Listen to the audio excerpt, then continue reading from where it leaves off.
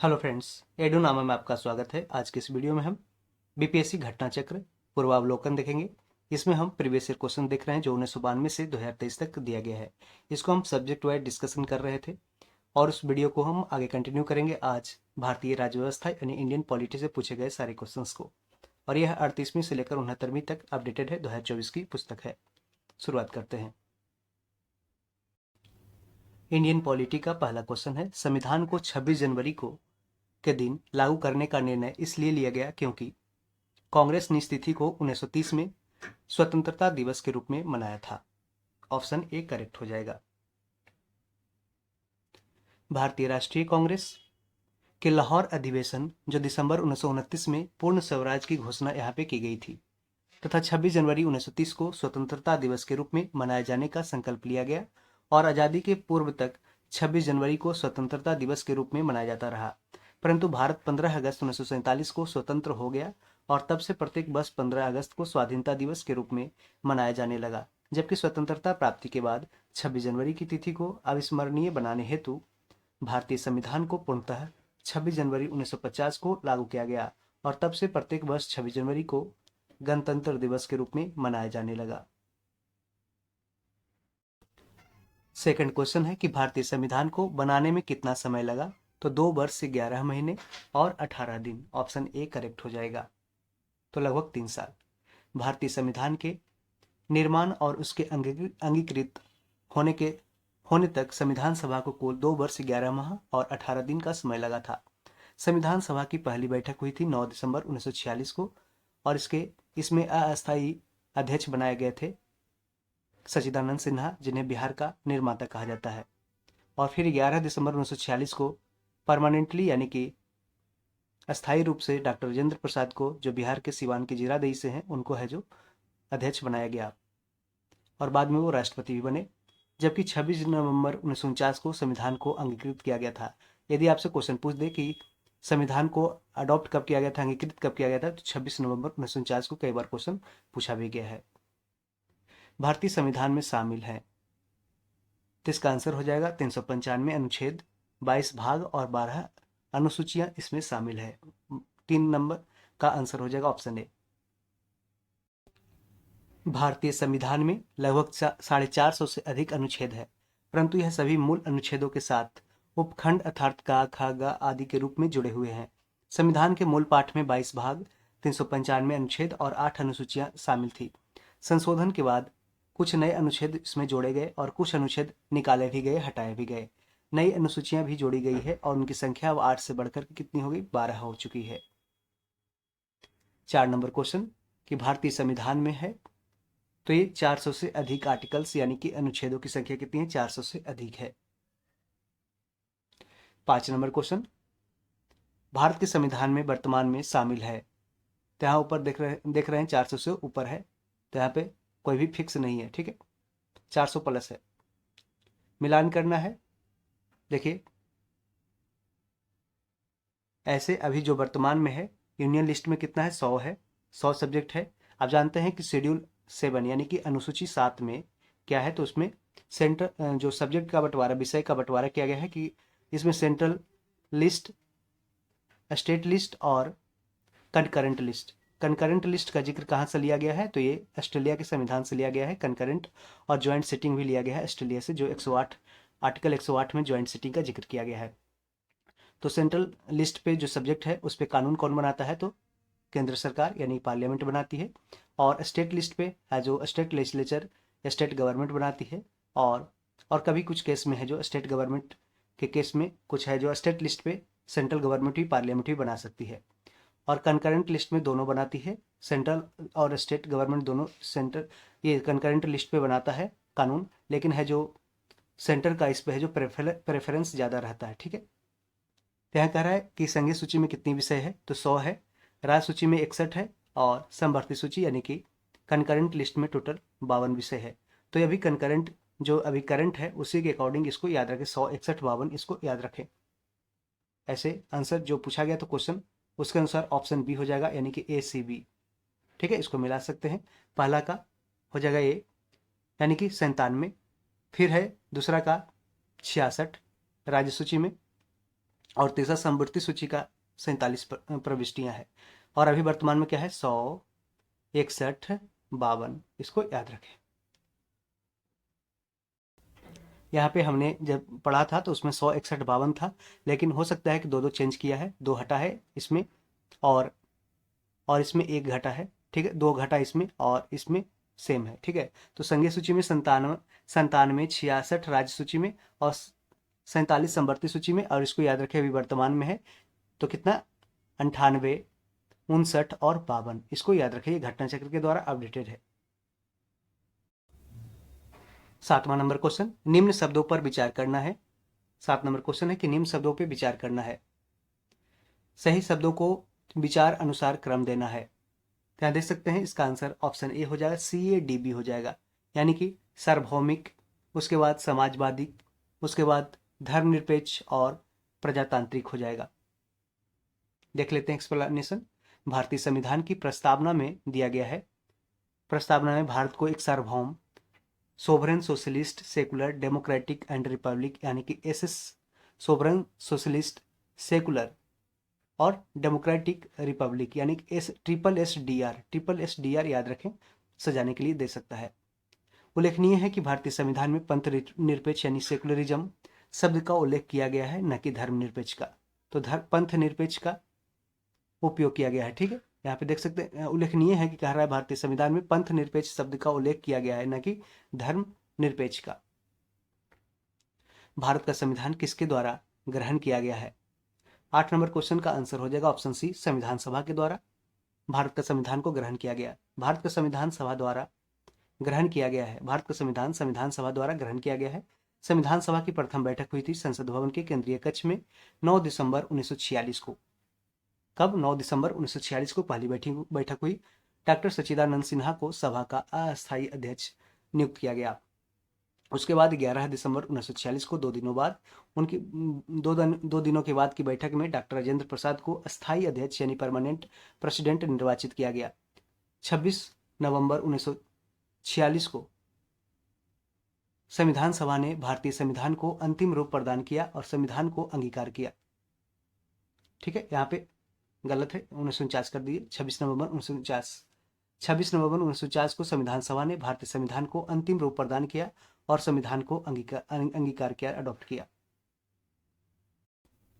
संविधान सभा की प्रथम बैठक कब हुई थी? तो जानते हैं यह 9 दिसंबर 1946 को प्रथम बैठक हुई थी। 10 नंबर क्वेश्चन, स्वतंत्रता, समानता और भ्रातृत्व की प्रेरणा कहां से आई थी? तो ये फ्रेंच क्रांति 1789 में संपन्न फ्रांसीसी क्रांति निरंकुश अराजक राजतंत्र के विरुद्ध प्रतिक्रिया थी। इस क्रांति का सूत्र वाक्य स्वतंत्रता, समानता और भ्रातृत्व था। भारतीय संविधान के किस अनुच्छेद द्वारा अस्पृश्यता यानी अनटचेबिलिटी को समाप्त किया गया है? तो इसका आंसर आर्टिकल 17 हो जाएगा, ऑप्शन डी। भारतीय संविधान के अनुच्छेद 17 के तहत अस्पृश्यता को समाप्त करने के उद्देश्य से यह प्रावधान किया गया कि अस्पृश्यता का अंत किया जाता है और उसका किसी भी रूप में आचरण निषिद्ध किया जाता है, यानी रोकथाम किया जाता है। अस्पृश्यता से अपनी किसी निर्योग्यता को लागू करना अपराध होगा, जो विधि के अनुसार दंडनीय होगा। अनुच्छेद 14 के अंतर्गत विधि के समक्ष समता, अनुच्छेद 15 के अंतर्गत धर्म, मूल वंश, जाति, लिंग या जन्म स्थान के आधार पर विभेद का प्रतिषेध तथा अनुच्छेद 22 के अंतर्गत है जो नागरिकों को कुछ दशाओं में गिरफ्तारी और निरोध से संरक्षण का प्रावधान किया गया है। किसमें? अनुच्छेद 22 में। इसको देख लीजिए, अच्छा से पूछा जाता है क्वेश्चन। 12 नंबर क्वेश्चन है कि भारतीय संविधान में राज्य के नीति निर्देशक सिद्धांत की अवधारणा किस देश के संविधान से ली गई थी? तो इसका आंसर सिंपल है, आयरलैंड। भारतीय संविधान में राज्य के नीति निर्देशक सिद्धांत यानी कि DPSP, directive principles of state policy की अवधारणा कहां से ली गई? आयरलैंड से। भारतीय संविधान की प्रमुख विशेषताएं जो अन्य देशों से ली गई है, इसलिए इंडियन कॉन्स्टिट्यूशन को कहा जाता है बैग ऑफ बोरोइंग्स, ठीक है, उधार का थैला। ब्रिटेन से क्या क्या लिया गया है? तो संसदीय सरकार यानी कि पार्लियामेंट्री फॉर्म ऑफ गवर्नमेंट, विधि का शासन, रूल ऑफ लॉ, एकल नागरिकता यानी कि सिंगल सिटीजनशिप, मंत्री परिषद यानी कि काउंसिल ऑफ मिनिस्टर और द्विसदनीय विधायिका यानी कि बाई कैमरल लेजिस्लेचर, ये सारे है जो ब्रिटेन से लिया गया है। क्या क्या लिया गया है? संसदीय सरकार, विधि का शासन, एकल नागरिकता, मंत्री परिषद, द्विसदनीय विधायिका। आयरलैंड से लिया गया है राज्य के नीति निर्देशक सिद्धांत यानी कि directory principles of state policy, DPSP. राष्ट्रपति के निर्वाचन की प्रक्रिया यानी कि procedure of election of president. राष्ट्रपति के द्वारा राज्यसभा में सदस्यों का नामित किया जाना यानी कि nomination of members in Rajya Sabha by the president. ये कहां से लिया गया? आयरलैंड से लिया गया है। अब जानते हैं संयुक्त राज्य अमेरिका से क्या क्या लिया गया है। तो राष्ट्रपति पर महाभियोग यानी कि इम्पीचमेंट ऑन प्रेसिडेंट। राष्ट्रपति तथा उपराष्ट्रपति के कार्य यानी कि functions of president and vice president. सर्वोच्च न्यायालय एवं उच्च न्यायालय के न्यायाधीश का हटाया जाना यानी कि रिमूवल ऑफ जजेस of high courts and supreme courts. मौलिक अधिकार फंडामेंटल राइट्स।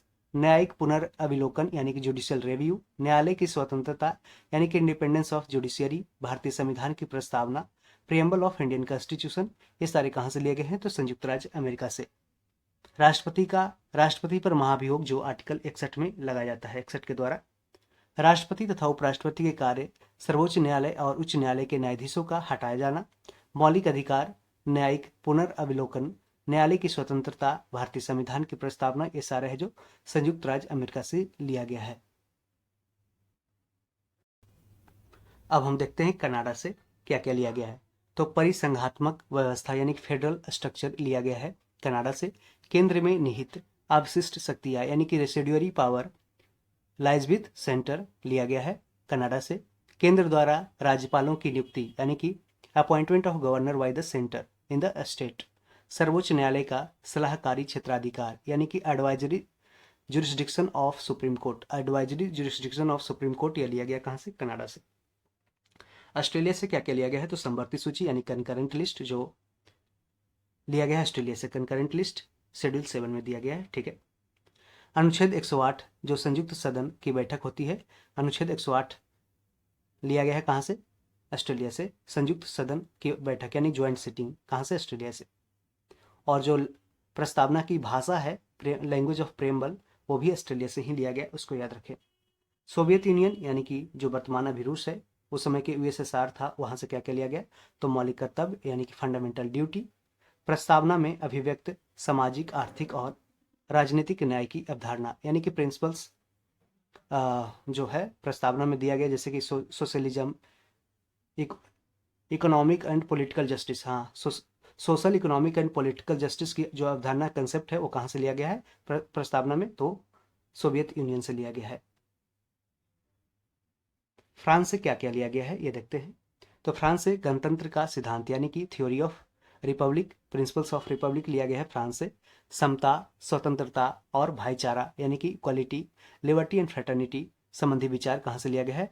तो ये लिया गया फ्रांस से, जो प्रस्तावना में अभिव्यक्त किया गया है। जर्मनी से लिया गया है आपातकाल के दौरान मौलिक अधिकारों को निलंबन यानी कि suspension of fundamental rights in the period of emergency.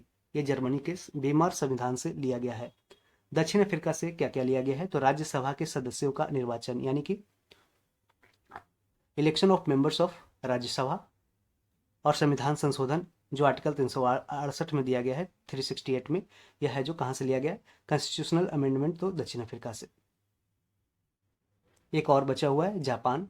तो जापान से लिया गया है विधि द्वारा स्थापित प्रक्रिया की अवधारणा यानी कि प्रोसीजर एस्टैब्लिश्ड बाय लॉ, जो कंसेप्ट है वो कहां से लिया गया है? जापान से। 13 नंबर क्वेश्चन, भारतीय संविधान में मौलिक अधिकारों के विचार का संदर्भ किस देश से लिया गया है? तो इसका आंसर आपने देखा, संयुक्त राज्य अमेरिका से। अगला क्वेश्चन 14 नंबर, मिलान करना है सूची को, जो संविधान के मध्य है वो किस देश से लिया गया है? तो इसको मिलान कर लेते हैं। देख सकते हैं कि राज्य के नीति निर्देशक सिद्धांत यानी कि डीपीएसपी कहाँ से लिया गया? जानते हैं, आयरलैंड से लिया गया है, तो 1 का 3 हो जाएगा। और मौलिक अधिकार कहाँ से लिया गया? फंडामेंटल राइट्स, तो संयुक्त राज्य अमेरिका से लिया गया है मौलिक अधिकार। जबकि संघ एवं राज्यों के बीच संबंध की समवर्ती सूची आपको हमने बताया कंकरेंट लिस्ट कहाँ से लिया गया? ऑस्ट्रेलिया से लिया गया है। और भारत राज्यों का संघ जिसमें केंद्र को अधिक शक्ति प्रदान की गई है, तो यह है जो कनाडा से लिया गया, कनाडा से, तो डी का 2 हो जाएगा। इस तरीके से आप मिलान कर सकते हैं। आगे बढ़ते हैं। 15 नंबर क्वेश्चन, भारतीय संविधान के भाग 4 में राज्य के नीति निर्धारक सिद्धांत वर्णित है, डीपीएसपी वर्णित है। भारतीय संविधान की यह बात विश्व के किस देश के संविधान से प्रेरित और प्रभावित है? तो ये आयरलैंड से है, ऑप्शन डी हो जाएगा। 16 नंबर क्वेश्चन, भारत ने सुदृढ़ केंद्र के साथ संघीय ढांचा यानी फेडरल सिस्टम का विचार कहां से लिया है? तो कनाडा से। कहां से? कनाडा से। 17 नंबर क्वेश्चन, भारत के संविधान की प्रस्तावना में निम्नलिखित में से किस एक को पहले मुख्य रूप से सम्मिलित नहीं किया गया था? तो इसका आंसर ऑप्शन डी हो जाएगा, समाजवाद और धर्मनिरपेक्षता यानी सोशलिज्म और सेकुलरिज्म। कह रहा है कि भारत के संविधान की प्रस्तावना में निम्नलिखित में से किस एक को पहले मुख्य रूप से सम्मिलित नहीं किया गया था, यानी कि जब संविधान मूल रूप से बना था उसमें है जो सोशलिज्म और सेकुलरिज्म दोनों को ऐड नहीं किया गया था, इसको बाद में ऐड किया गया था 42वां संविधान संशोधन 1976 के द्वारा, इंदिरा गांधी के शासनकाल में। भारतीय संविधान की प्रस्तावना में भारत को एक सार्वभौम समाजवादी प्रजातांत्रिक गणराज्य के रूप में घोषित किया गया था, यानी कि सोवरेन सोशलिस्ट और सोवरेन सोशलिस्ट और रिपब्लिक डेमोक्रेटिक, ठीक है, सोवरेन सोशलिस्ट डेमोक्रेटिक रिपब्लिक के रूप में घोषित किया गया था। उल्लेखनीय है कि भारतीय संविधान में पंथ निरपेक्ष शब्द का उल्लेख किया गया है, न कि धर्मनिरपेक्ष का। वर्ष 1976 में स्वर्ण सिंह कमेटी की सिफारिश के आधार पर 42वें संविधान संशोधन के बाद प्रस्तावना में 3 नए शब्द समाजवादी, पंथ निरपेक्ष और अखंडता यानी कि इंटेग्रिटी को ऐड किया गया था।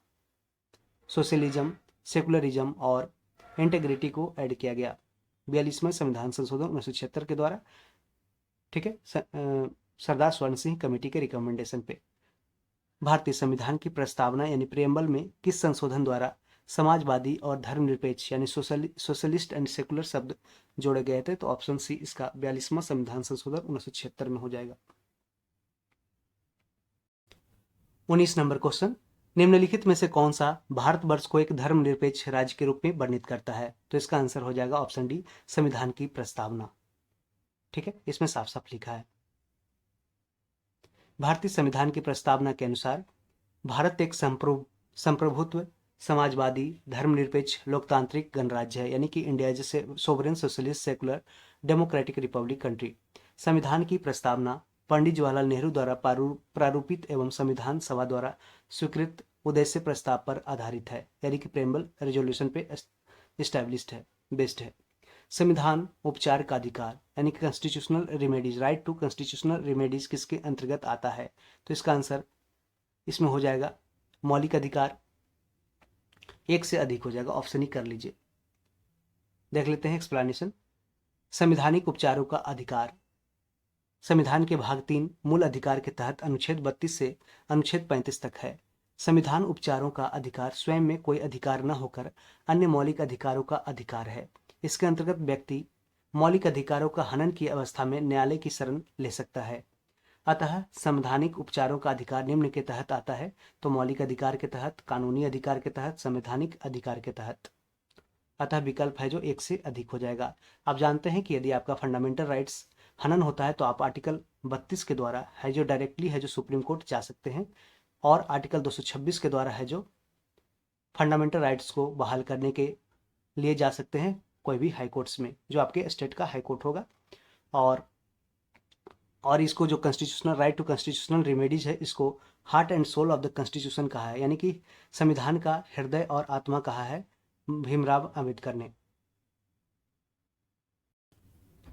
भारत के संविधान का कौन सा अनुच्छेद देवनागरी लिपि में हिंदी को संघ के सरकारी भाषा के रूप में मान्यता प्रदान करता है? तो इसका आंसर आर्टिकल 343 हो जाएगा, 343, ठीक। संविधान के अनुच्छेद 343 का संबंध संघ की राजभाषा से है, ठीक है। इसके अनुसार संघ की राजभाषा हिंदी और लिपि देवनागरी होगी। राजभाषा ऑफिशियल लैंग्वेज के संबंध में प्रावधान संविधान के भाग कितना है? तो भाग 17 में दिया गया है, जबकि भाग 18 में क्या है? तो इमरजेंसी यानी आपातकाल का प्रावधान दिया गया है। आपको याद रखना है कि राजभाषा है जो भारत का हिंदी है, और लिपि क्या है? देवनागरी है, जबकि कोई भी राष्ट्रीय भाषा नहीं है, राजभाषा है यानी कि ऑफिशियल लैंग्वेज है। कोई भी राष्ट्रीय भाषा नहीं है, नेशनल लैंग्वेज हिंदी नहीं है।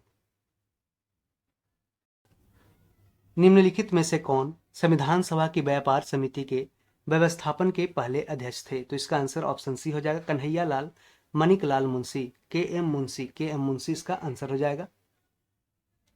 संविधान सभा की व्यापार समिति के व्यवस्थापन के पहले अध्यक्ष कन्हैयालाल मणिकलाल मुंशी थे, के एम मुंशी थे। उन्हें कांग्रेस पार्टी के टिकट पर बंबई से, कहां पे, बंबई से संविधान सभा के लिए चुना गया था।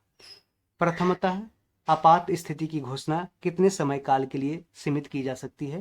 तो इसका आंसर ऑप्शन सी हो जाएगा, 6 महीना के लिए। आपातकालीन प्रावधान भारत के संविधान के भाग कितना है? तो भाग 18 में है, कई बार पूछा है। भाग 18 में अनुच्छेद 352 से लेकर 360 तक निहित है। यदि आपातकाल की उद्घोषणा को दोनों सदनों द्वारा यानी लोकसभा और राज्यसभा के द्वारा अनुमोदित कर दिया जाता है तो आपातकाल 6 महीने तक जारी रहता है और प्रत्येक 6 महीने के लिए संसद की स्वीकृति के साथ अनिश्चित काल तक बढ़ाया जा सकता है। नेक्स्ट क्वेश्चन, केंद्र शासित प्रदेश के मुख्यमंत्री जहां पर इस तरह का प्रावधान है किसके द्वारा नियुक्त किए जाते हैं? तो इसका आंसर राष्ट्रपति हो जाएगा।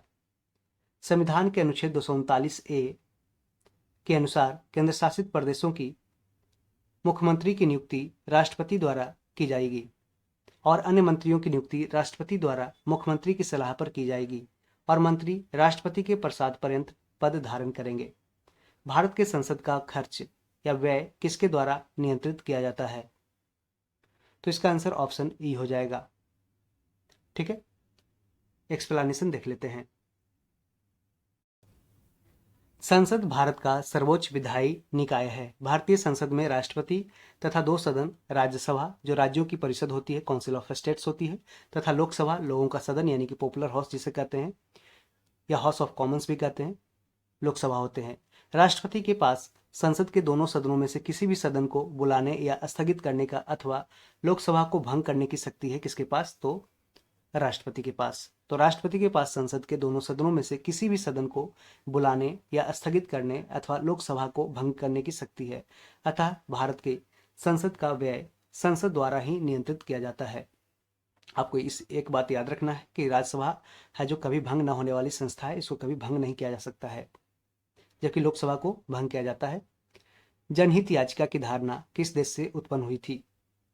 तो ये अमेरिका गणराज्य से, अमेरिकी गणराज्य यानी कि यूनाइटेड स्टेट्स ऑफ अमेरिका से जनहित याचिका यानी कि PIL जिसे बोलते हैं, पब्लिक इंटरेस्ट लिटिगेशन इसका फुल फॉर्म होता है। PIL की धारणा अमेरिका से उत्पन्न हुई। जनहित याचिका पब्लिक इंटरेस्ट लिटिगेशन PIL की अवधारणा अमेरिकी न्यायशास्त्र से ली गई है। जनहित याचिका मानव अधिकारों और समानता को आगे बढ़ाने या व्यापक सार्वजनिक चिंता के मुद्दों को उठाने के लिए किया जाता है। यानी कि इसमें क्या होता है कि जैसे कोई इन्वायरमेंट रिलेटेड इशू है, जैसे कि कहीं पे बहुत ज़्यादा गार्बेज फेंका जा रहा है लेकिन किसी ने भी एक्शन नहीं लिया, तो आप है जो एक सो मोटो के तौर पे यानी कि PIL है जो हाईकोर्ट में आप डाल सकते हैं कि है जो यहाँ पे है जो, या किसी भी व्यक्ति को के लिए आप है जो एक पब्लिक इंटरेस्ट में आप है जो लिटिगेशन डाल सकते हैं। इसका मतलब ये हुआ। ठीक है, किसी व्यक्ति की अवैध हिरासत के खिलाफ निम्नलिखित में से कौन सी रीट लागू होती है? कह रहा है किसी व्यक्ति की अवैध हिरासत के यानी कि लीगल उसको है जो कैद किया गया तो उसके खिलाफ निम्नलिखित में से कौन सी रीट लागू होती है? तो आपको हमने बताया कि आर्टिकल 32 के द्वारा है जो आप डायरेक्टली सुप्रीम कोर्ट जा सकते हैं आप यदि आपका फंडामेंटल राइट्स का वायलेशन होता है, और आर्टिकल 226 के द्वारा है जो आप है जो हाई कोर्ट जा सकते हैं इसको अपने फंडामेंटल राइट्स को बहाल करने के लिए।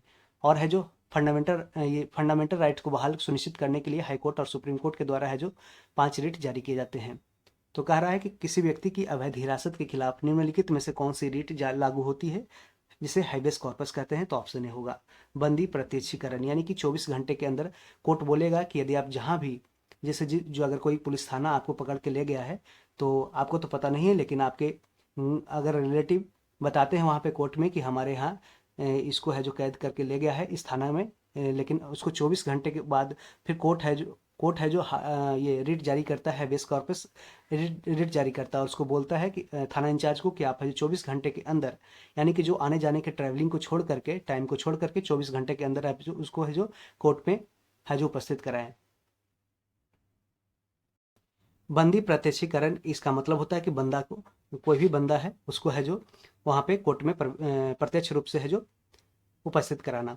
बंदी प्रत्यक्षीकरण यानी हैबेस कॉर्पस याचिका के मामले में सर्वोच्च न्यायालय के पास संविधान के अनुच्छेद 32 के तहत रिट जारी करने का अधिकार होता है। यह उस व्यक्ति के संबंध में न्यायालय द्वारा जारी आदेश होता है जिसे दूसरे द्वारा हिरासत में रखा गया है। यह किसी व्यक्ति की जबरन हिरासत में रखने के विरुद्ध होता है।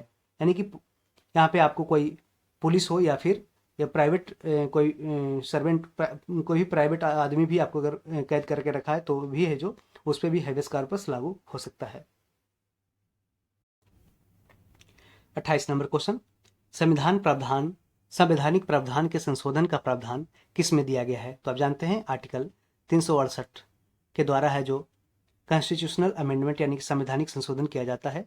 और यह कहाँ से लिया गया है? तो दक्षिण अफ्रीका से लिया गया है। तो कह रहा है कि संवैधानिक प्रावधान के संशोधन का प्रावधान किस में दिया गया है? तो यह दिया गया भाग 20 में। भाग 20 में अनुच्छेद 368 आपको हमने बता दिया, इसका ऑप्शन सी हो जाएगा। और भाग 18 में क्या है? तो भाग 18 में क्या है? तो इमरजेंसी का जिक्र किया है, यानी कि आपातकाल। ठीक है, जिसमें 352 से लेकर 360 तक 3 आपातकाल का जिक्र किया गया है। राष्ट्रीय आपातकाल 352 नेशनल इमरजेंसी और 356 स्टेट इमरजेंसी, ऐसे प्रेसिडेंट रूल बोलते हैं। और 356 और 365 आर्टिकल दोनों साथ साथ लगाए जाते हैं। यानी कि 365 आर्टिकल कहता है कि स्टेट अगर कोई भी राज्य में कॉन्स्टिट्यूशनल मशीनरी को ब्रेक डाउन किया जाता है और ये संविधान के अनुरूप वहाँ पे कार्य नहीं किया जाता है तो वहाँ पे भी आर्टिकल 356 यानी प्रेसिडेंट रूल के साथ उसको है जो वहाँ पे स्टेट इमरजेंसी लगाया जा सकता है। और आर्टिकल 360 में है जो वित्तीय आपातकाल का जिक्र किया गया है, यानी कि फाइनेंशियल इमरजेंसी, जो अभी तक भारत में एक बार भी नहीं लगा है, कभी नहीं लगा है। 28 नंबर आगे बढ़ते हैं, कंप्लीट हो गया। संवैधानिक संशोधन प्रक्रिया को परिभाषित करने के लिए भारत के संविधान के भाग 20 के अनुच्छेद 368 में 3 प्रकार के संशोधन प्रदान किए गए हैं। एक साधारण बहुमत द्वारा यानी सिंपल मेजोरिटी के द्वारा, संसद के विशेष बहुमत के द्वारा यानी कि स्पेशल मेजोरिटी ऑफ पार्लियामेंट के द्वारा, संसद के विशेष बहुमत के साथ साथ कम से कम आधे राज्यों के विधानमंडलों के अनुमोदन मिलना चाहिए। यहाँ पे कह रहा है कि कोई भी अगर संशोधन करना है संविधान में तो उसमें है जो एक तो सिंपल मेजोरिटी से, यानी कि जो जितने वहाँ पे प्रेजेंट रहेंगे पार्लियामेंट में, चाहे तो लोकसभा या राज्यसभा, दोनों के प्रेजेंट जितना जो सिंपल मेजोरिटी यानी कि बस प्रेजेंट होना चाहिए, उसी के अकॉर्डिंग है जो उस पर उसके बहुमत के आधार पर है जो बिल को पास किया जाता है। जैसे सिंपल बिल होते हैं, ऑर्डिनरी बिल। संसद के विशेष बहुमत से है जो इंपॉर्टेंट बिल होते हैं, जैसे कि कुछ भी संविधान के अनुरूप संविधान के स्ट्रक्चर को ही चेंज करने की बात की जाए तो उसमें है जो विशेष बहुमत यानी स्पेशल मेजोरिटी से 2/3 मेजोरिटी होनी चाहिए वहाँ पे। ठीक है, उसके द्वारा है जो पास किया जाता है। और संसद के विशेष बहुमत के साथ साथ कम से कम आधे राज्यों के विधानमंडलों के अनुमोदन, यानी कि यदि किसी भी स्टेट का, जैसे कि अगर प्रेसिडेंट का इलेक्शन का मेथड चेंज करना है तो यहाँ पे प्रेसिडेंट का इलेक्शन का मेथड चेंज करना है तो है जो 15 कम से कम 2/3 मेजोरिटी के साथ साथ आपको है जो कम से कम 15 राज्यों के साथ के द्वारा भी है जो उसका अनुमति लेना आवश्यक हो जाता है, यानी 2/3 plus half of the states. 29 number question, Bharatvarsh की रक्षा बल के सुप्रीम कमांडर होते हैं, कौन होते हैं? तो भारत के राष्ट्रपति होते हैं, ऑप्शन बी हो जाएगा। भारतीय सशस्त्र सेनाओं यानी कि इंडियन आर्म्ड फोर्सेस की सर्वोच्च कमान भारत के राष्ट्रपति के पास होती है। राष्ट्र की रक्षा का दायित्व मंत्रिमंडल के पास होता है। इसका निर्वहन रक्षा मंत्रालय यानी कि मिनिस्ट्री ऑफ डिफेंस से किया जाता है। वर्तमान में अभी रक्षा मंत्री कौन है? तो ये राजनाथ सिंह है। और वित्त मंत्री निर्मला सीतारमण है, जबकि गृह मंत्री अमित शाह हैं। भारतीय संविधान की प्रस्तावना में समाजवादी शब्द किस संशोधन के तहत जोड़ा गया है? तो इसका आंसर 42वां संविधान संशोधन 1976 के द्वारा भारतीय संविधान की प्रस्तावना में समाजवादी शब्द को जोड़ा गया है।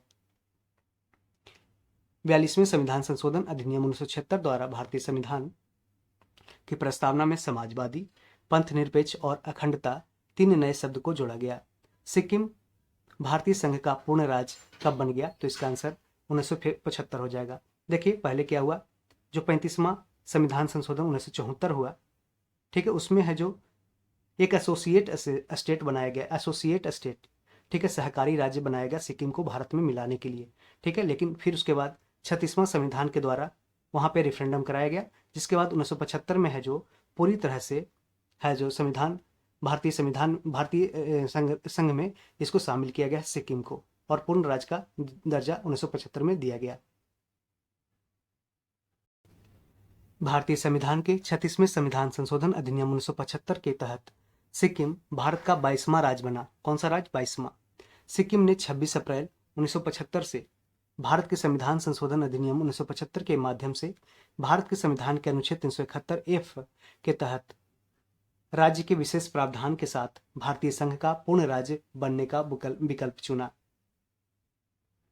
पूछ सकता है 371 किससे रिलेटेड है, तो यह है जो इसको स्पेशल प्रोविजन देता है सिक्किम को। 32 नंबर क्वेश्चन, एक नया राज्य बनाने में संवैधानिक संशोधन के लिए कैसा बहुमत होना चाहिए? तो इसका आंसर हो जाएगा साधारण बहुमत, यानी कि कोई अगर एक नया स्टेट बनाना है तो उसमें है जो एक सिंपल मेजोरिटी चाहिए। नए राज्यों के निर्माण के लिए संशोधन हेतु अनुच्छेद 368 के तहत विशेष प्रक्रिया यानी कि संविधान संशोधन प्रक्रिया अपनाई नहीं जाती है।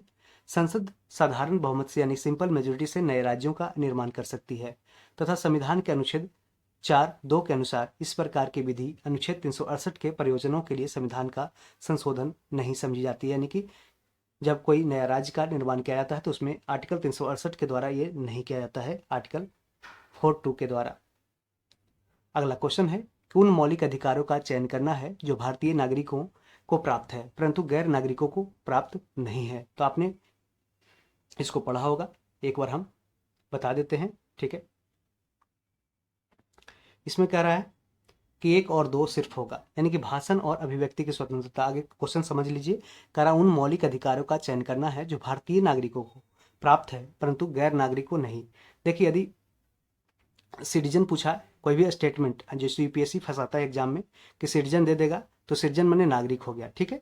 सिटीजन मतलब नागरिक। यदि पब्लिक बोल दिया, पब्लिक मतलब कोई भी हो गया, चाहे वो सिटीजन हो या फिर नॉन सिटीजन हो, ठीक है। तो इसमें कह रहा है कि परंतु जो भारतीय नागरिकों को है तो यानी कि सिटीजन्स को, इंडियन सिटीजन्स को है। तो भाषण और अभिव्यक्ति की स्वतंत्रता तो दिया गया है। आप अंदाजा भी लगा सकते हैं, कोई भी अमेरिकन आकर के इंडिया में बोलेगा कि हमको भी बोलने का अधिकार दो, तो ये तो हो नहीं सकता, ठीक है। यह स्टेटमेंट है जो गलत है। तो पहला, हमके जो मन में आएगा वो बोलेगा, ठीक है। तो इसको है जो इसलिए नहीं रखा गया। तो पहला है जो सिर्फ भारतीयों को दिया गया है।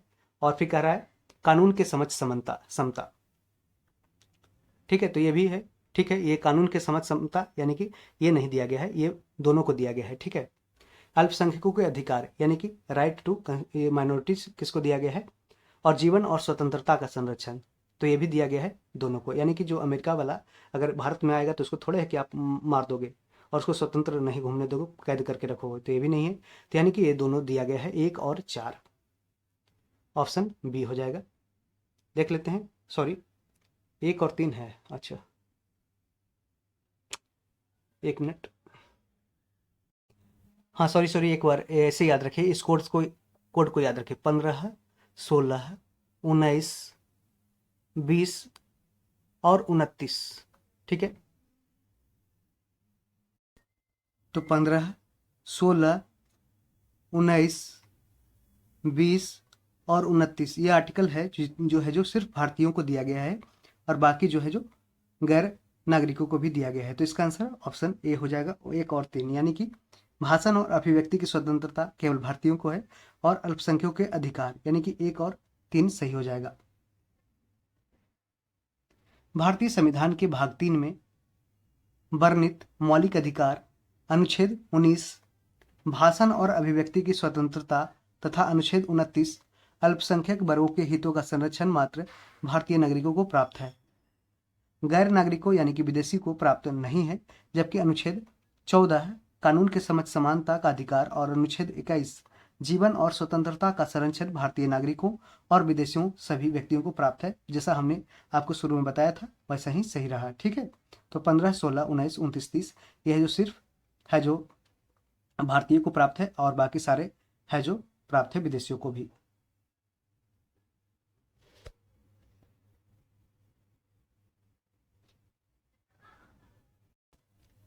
राज्यसभा के चेयरमैन कौन होते हैं? तो भारत के उपराष्ट्रपति होते हैं, वही राज्यसभा के चेयरमैन होते हैं। उच्चतम न्यायालय यानी सुप्रीम कोर्ट की व्यवस्था अनुसार निजी भवनों के ऊपर राष्ट्रीय झंडे को फहराना संविधान का अनुच्छेद 19(1)(a) के तहत हर नागरिक का मौलिक अधिकार है। तो इसका आंसर ऑप्शन बी हो जाएगा, सही है कि उच्चतम न्यायालय की व्यवस्था के अनुसार निजी भवनों यानी कि प्राइवेट जो अपना आपका घर होता है उसके ऊपर राष्ट्रीय झंडे को फहराना संविधान का अनुच्छेद 19(1)(a) के तहत हर नागरिक का यह मौलिक अधिकार है। उच्चतम न्यायालय की व्यवस्था के अनुसार निजी भवनों के ऊपर राष्ट्रीय झंडे को फहराना संविधान के अनुच्छेद 19(1)(a) के तहत हर नागरिक का मौलिक अधिकार होता है। भारतीय संविधान में संशोधन करके शिक्षा का अधिकार यानी कि राइट टू एजुकेशन कब जोड़ा गया था? तो 1 अप्रैल 2010 को। 1 अप्रैल 2010 ऑप्शन ए हो जाएगा। 86वें संविधान संशोधन अधिनियम 2002 के द्वारा संविधान के भाग 3 में नया अनुच्छेद 21(a) यानी कि 21 का जोड़ा गया, जिसके अनुसार राज्य 6 से 14 वर्ष की आयु के सभी बालकों को निःशुल्क और अनिवार्य शिक्षा की व्यवस्था करेगा। इस अनुक्रम में शिक्षा का अधिकार अधिनियम 2009 संसद के द्वारा पारित किया गया, जो 1 अप्रैल 2010 से लागू हुआ। निम्न में से कौन सा एक मानवाधिकार भारतीय संविधान के अंतर्गत मौलिक अधिकार भी है? तो इसका आंसर ऑप्शन ए सूचना का अधिकार और शिक्षा का अधिकार दोनों हो जाएगा। ऑप्शन ए और सी दोनों हो जाएगा। ठीक है। भारतीय संविधान के अनुच्छेद 19(1) के अनुसार सभी नागरिकों को वाक स्वतंत्र और अभिव्यक्ति स्वतंत्र का अधिकार प्राप्त है। सूचना का अधिकार यानी कि राइट टू इंफॉर्मेशन अभिव्यक्ति के अधिकार में निहित है, अतः यह मूल अधिकार है। इसके साथ ही सूचना का अधिकार मानवाधिकार भी है, ह्यूमन राइट्स भी है। शिक्षा का अधिकार भी 86वें संविधान संशोधन अधिनियम के द्वारा मूल अधिकार है। 38 नंबर क्वेश्चन, निम्नलिखित में से किसे भारतीय संविधान की आत्मा कहा जाता है? यानी सोल ऑफ इंडियन कॉन्स्टिट्यूशन कहा जाता है किसको? तो इसका आंसर संविधान की प्रस्तावना हो जाएगा, preamble of Indian constitution. Option C. भारतीय संविधान में निहित प्रस्तावना को संविधान की आत्मा माना गया है। भारतीय संविधान की प्रस्तावना में भारत को संपूर्ण प्रभुत्व संपन्न समाजवादी पंथ निरपेक्ष लोकतंत्रात्मक गणराज्य के रूप में घोषित किया गया है, यानी कि sovereign socialist secular democratic Republic country India को डिक्लेयर किया गया है। ठीक है, आगे बढ़ते हैं। 39 नंबर क्वेश्चन, मौलिक अधिकारों की सूची में संपत्ति का अधिकार यानी कि right to property, right of property किसके शासनकाल में निकाल दिया गया था? तो इसका आंसर मोरारजी देसाई हो जाएगा, ऑप्शन डी। और ये पहले गैर कांग्रेसी थे जो प्रधानमंत्री बने थे। 44वें संविधान संशोधन 1978 द्वारा संपत्ति के अधिकार को मौलिक अधिकार से कानूनी अधिकार यानी लीगल राइट्स में परिवर्तित कर दिया गया। वर्तमान में संपत्ति का अधिकार भारतीय संविधान के अनुच्छेद 300 के तहत कानूनी अधिकार के रूप में स्थापित है। 44वें संविधान संशोधन 1978 में आपातकाल के बाद मोरारजी देसाई भारत के प्रधानमंत्री बने थे और अभी वर्तमान में 300 का में है। जो राइट टू प्रॉपर्टी दिया गया है 300 आर्टिकल 300(a) में दिया गया है। एक लीगल राइट से फंडामेंटल राइट्स नहीं है। मौलिक अधिकारों की मूल सूची में निम्नलिखित में से किसे जोड़ा गया है? तो इसका आंसर धार्मिक स्वतंत्रता का अधिकार हो जाएगा, ऑप्शन सी हो जाएगा, ऑप्शन सी। 6 मौलिक अधिकारों में पहले मूलतः कितने थे? 7 फंडामेंटल राइट से, लेकिन इसको 44वें संविधान संशोधन 1978 के द्वारा इसको राइट टू प्रॉपर्टी यानी कि संपत्ति का अधिकार को 300(a) आर्टिकल में जोड़ा गया। तो अब वर्तमान में कितने 6 मौलिक अधिकार बच गए हैं? पार्ट 3 में आर्टिकल 12 से 35। 6 मौलिक अधिकारों में समानता का अधिकार, स्वतंत्रता का अधिकार यानी कि right to equality, right to freedom, शोषण के विरुद्ध अधिकार यानी कि राइट अगेंस्ट एक्सप्लॉयटेशन, धर्म की स्वतंत्रता का अधिकार यानी right to freedom of religion, सांस्कृतिक और शैक्षणिक अधिकार यानी कि right to cultural and educational rights, संवैधानिक उपचारों का अधिकार, राइट टू कॉन्स्टिट्यूशनल रेमेडीज, यह शामिल है। तो टोटल 6 मूल अधिकार शामिल है पार्ट 3 में आर्टिकल 12 से 35। भारतीय संविधान के भाग 4 में दिए गए निर्देशित सिद्धांतों में निम्न में से कौन सा सूचीबद्ध है? तो सामान्य कार्य के लिए समान वेतन यानी कि equal pay for equal work, ये तो दिया गया है डीपीएसपी में। आर्टिकल जो पार्ट 4 है वह है जो 36 से 51 आर्टिकल तक दिया गया है। ठीक है, और इसमें है जो शामिल है समान कार्य के लिए समान वेतन। और जो पार्ट 4 है एक वेलफेयर स्टेट यानी कल्याणकारी राज्य को बनाने का उद्देश्य रखता है और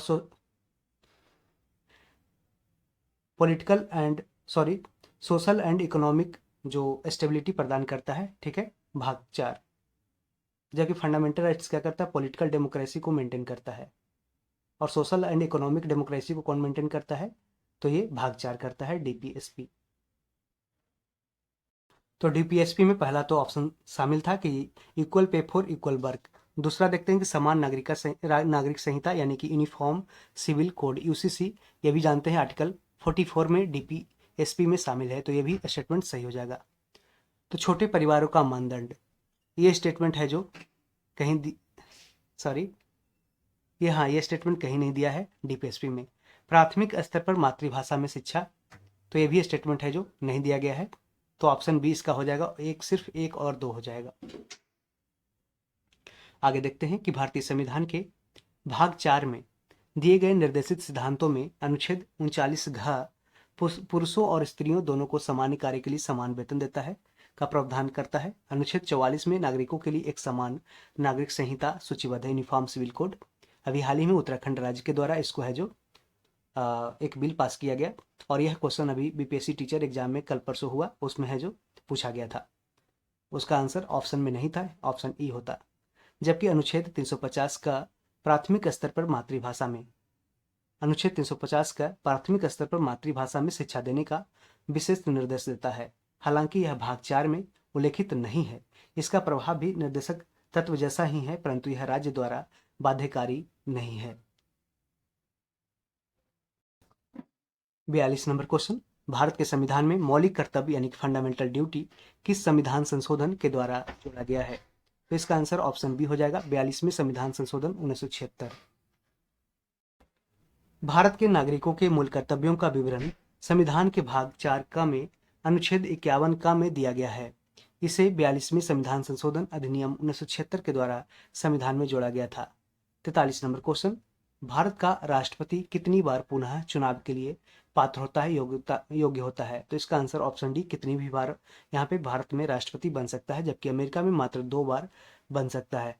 यहाँ पे राष्ट्रपति का टर्म 5 साल होता है, जबकि अमेरिका में 4 साल एक राष्ट्रपति का टर्म होता है, और 4 दूना 8 साल बन सकता है। भारतीय संविधान का अनुच्छेद 57 राष्ट्रपति के पुनर्निर्वाचन, तो री इलेक्शन ऑफ प्रेसिडेंट का जिक्र कहाँ दिया गया है, आर्टिकल 57 में, और इसके पात्रता के बारे में दिया गया है। इसके अनुसार कोई व्यक्ति जो राष्ट्रपति के रूप में पद धारण करता है या कर चुका है, इस संविधान के अनुपबंधों के अधीन रहते हुए उस पद के लिए पुनर्निर्वाचन का पात्र होगा। इस प्रकार भारत का राष्ट्रपति कितनी भी बार पुनः चुनाव के लिए पात्र हो सकता है, री इलेक्शन के लिए राष्ट्रपति पात्र हो सकता है। भारत के राष्ट्रपति अपनी शक्तियों का प्रयोग करता है, तो सीधे अथवा अपने अधीनस्थ अधिकारियों के द्वारा, ऑप्शन 1 सही हो जाएगा।